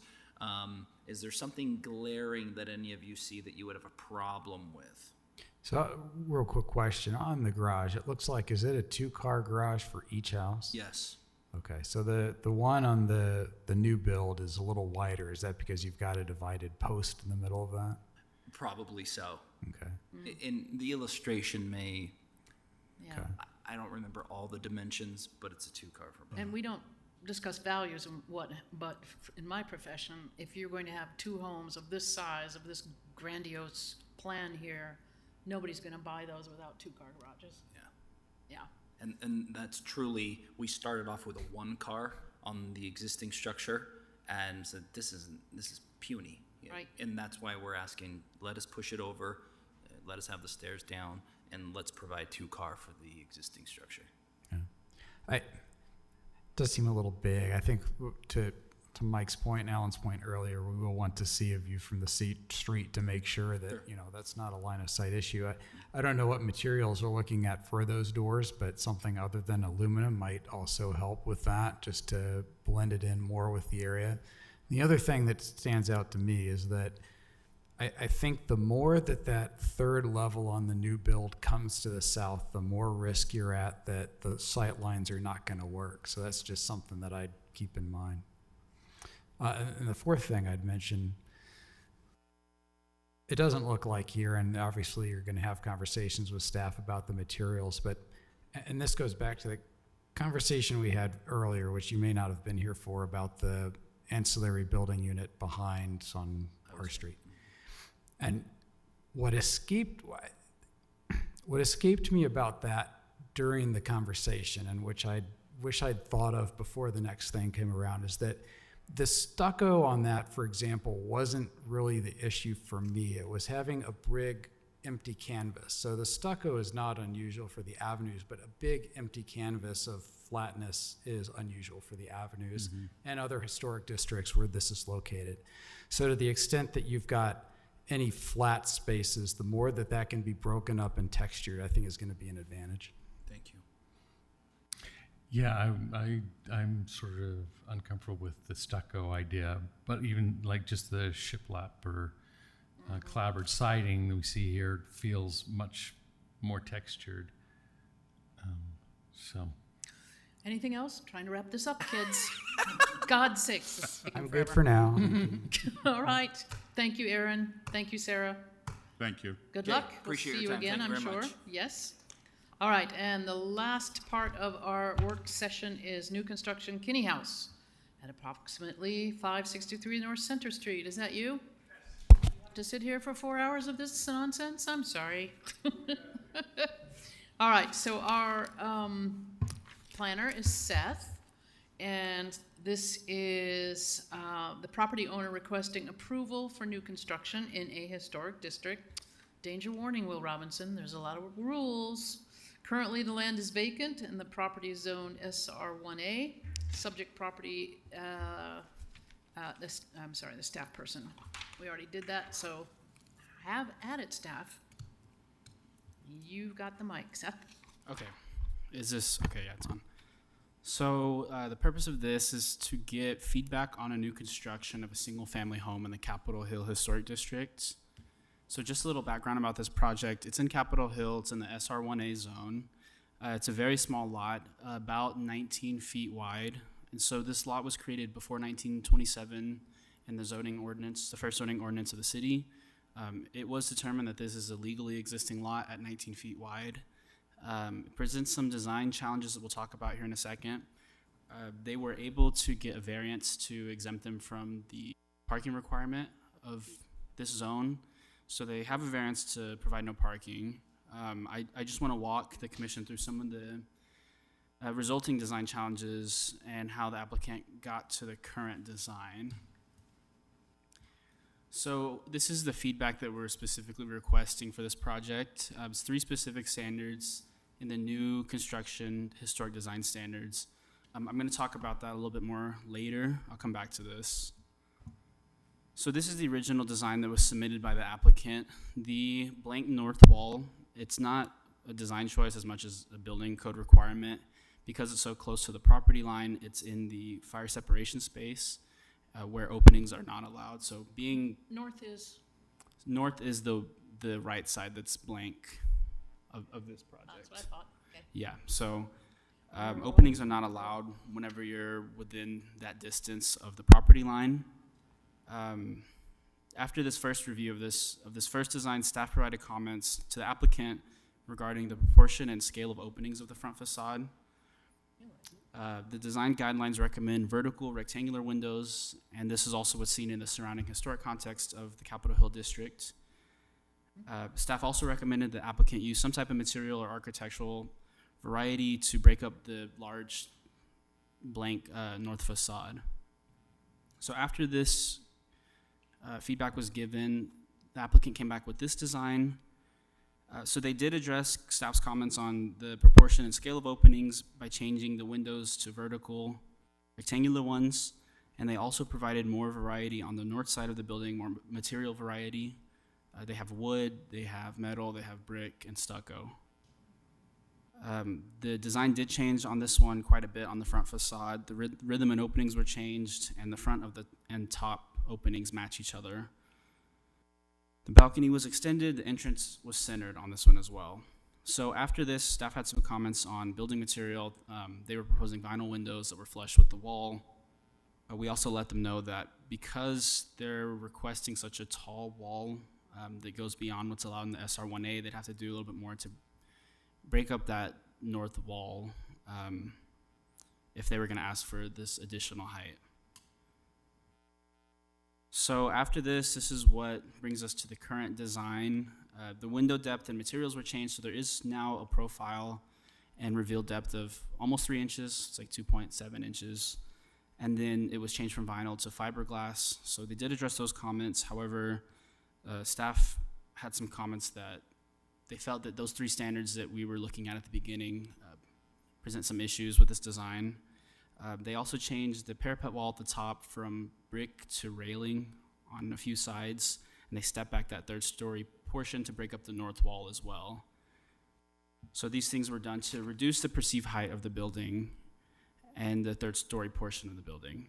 So while it has addressed some of the design comments from planning staff, we feel that some other questions were raised.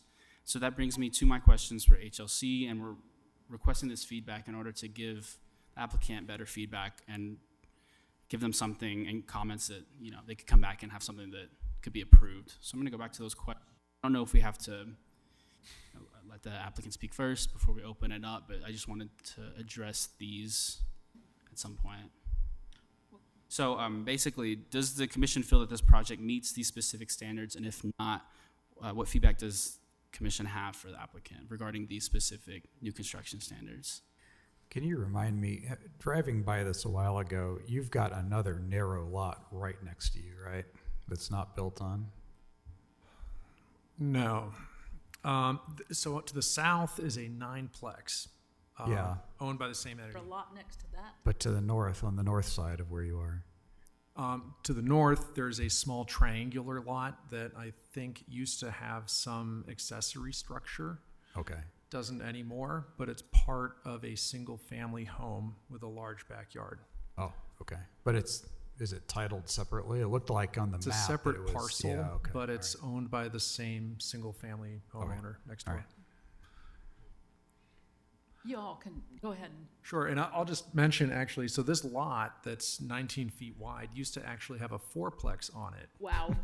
And, right, and so Dave, the architect here, who's put together a little side-by-side of what it looked historically. Yeah, do you have that? Yeah, the presentation wasn't Are working. you a specialist in tiny homes, Dave? Did the PowerPoint come through? Tiny homes on tiny lots? See if How many square feet is this home? How many It's square about feet is this home? 3,000. So So, but it's very, I mean, we, 100 per story. yeah, we've gotten, we think, pretty creative in terms But of how it's to a do that. it's a primary residence, not a duplex. Correct. And we're getting creative with, easement to the south, as well, so it's, the overarching goal of the massing and the concept of this is to do something that was similar to what the massing was on the building or on the lot prior to its demolition during the period of historic significance. Don't have this one pulled up. It's in their memo. They do have a picture. It's on page 4. Submitted Yeah. to them. Yeah, it's unfortunate. So we have a side-by-side that we prepared for this that really demonstrates that, I think quite clearly, that how similar the two. So, let's start here. Logical entry feature. What do we need about that? So the specific comments that were given by staff were that the first feature it addresses the guidelines better just because it draws more attention to the entry feature. This is something that's prominent on this street. More attention is given to the entry feature in covered porches. And so the first one, it's recessed into the wall. The second story balcony kind of draws attention to it as well. And it's just it addresses that standard. So the question is, does the current design meet the new construction standards enough to be approved?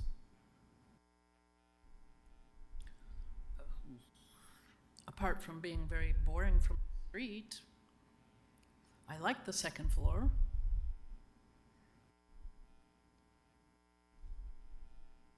I don't have any issue with it. Anybody else? I would say that on the whole, I think you've been quite responsive to the original comments. Okay, so third story massing.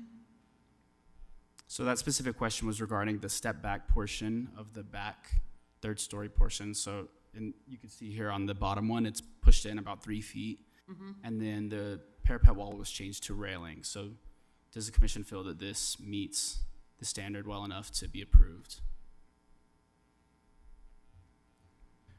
I actually have more concern about the third story on the other side, like the other diagonal view, where there's a material change from the what I think is light gray stucco to white above.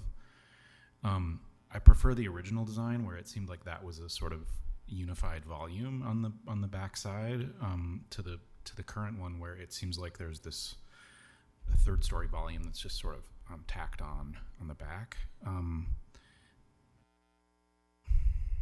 So I don't know. I feel like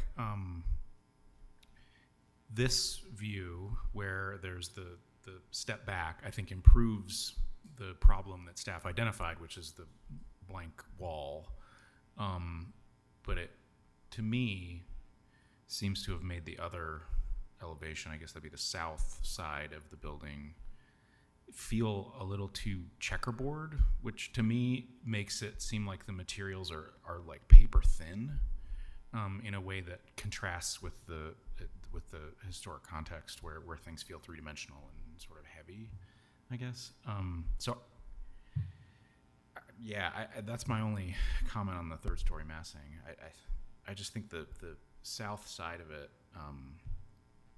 either wants to be the same material continuing up or somehow unify that a little bit more. Does that make sense? And does that third story, is it stepped back a couple of feet from the gray wall there? Yes, Yeah, on and the that's north what- side. That's why it looks like it's like dropped in, like dropped down on top. I mean, would it be advisable to go all the way to the gray wall there, so it doesn't look so dropped down? Well, as I said, I'm more concerned with the south side of the Oh, building okay. and not the Do we have north. a- I think that There it is. So this Yeah. is the first revised design, so second design, and it did just continue up Uh-huh. on both sides, and it was the same color stucco as well. So that, that was the previous design before that. and that's what I'm pointing out. Yeah, So what I'm hearing you say, Michael, is in one case the coloring seems to define sort of the massing of the building, and in the other case it seems like just a pattern on the wall. So I see what you're saying. But that's relative to the south elevation, right? This is the one on the left here where we've got gray and then there's a line and then white in the back, right? That's what you're referring to. the south side of the third design is what I'm. Yeah, is what yeah, I'm- yeah. So the south side is the one that's facing the nineplex that's not really visible from the street. Yeah. So can you go back to that other slide there, just so we're all talking about the same thing here? So you're talking about the gray part of the side on the left on the third floor there? In the third design. Sorry. The So third this one, you're design switches talking- that third level so that it's white. It's white on top on the third level of the south side. Does that make sense? Does anyone else see what I'm? Yeah, we don't looking at? actually have the view of it here, though, so. Okay. Yeah, okay. yeah, you're talking about the south side portion that's level with the wall. It doesn't step back. Yeah, yeah.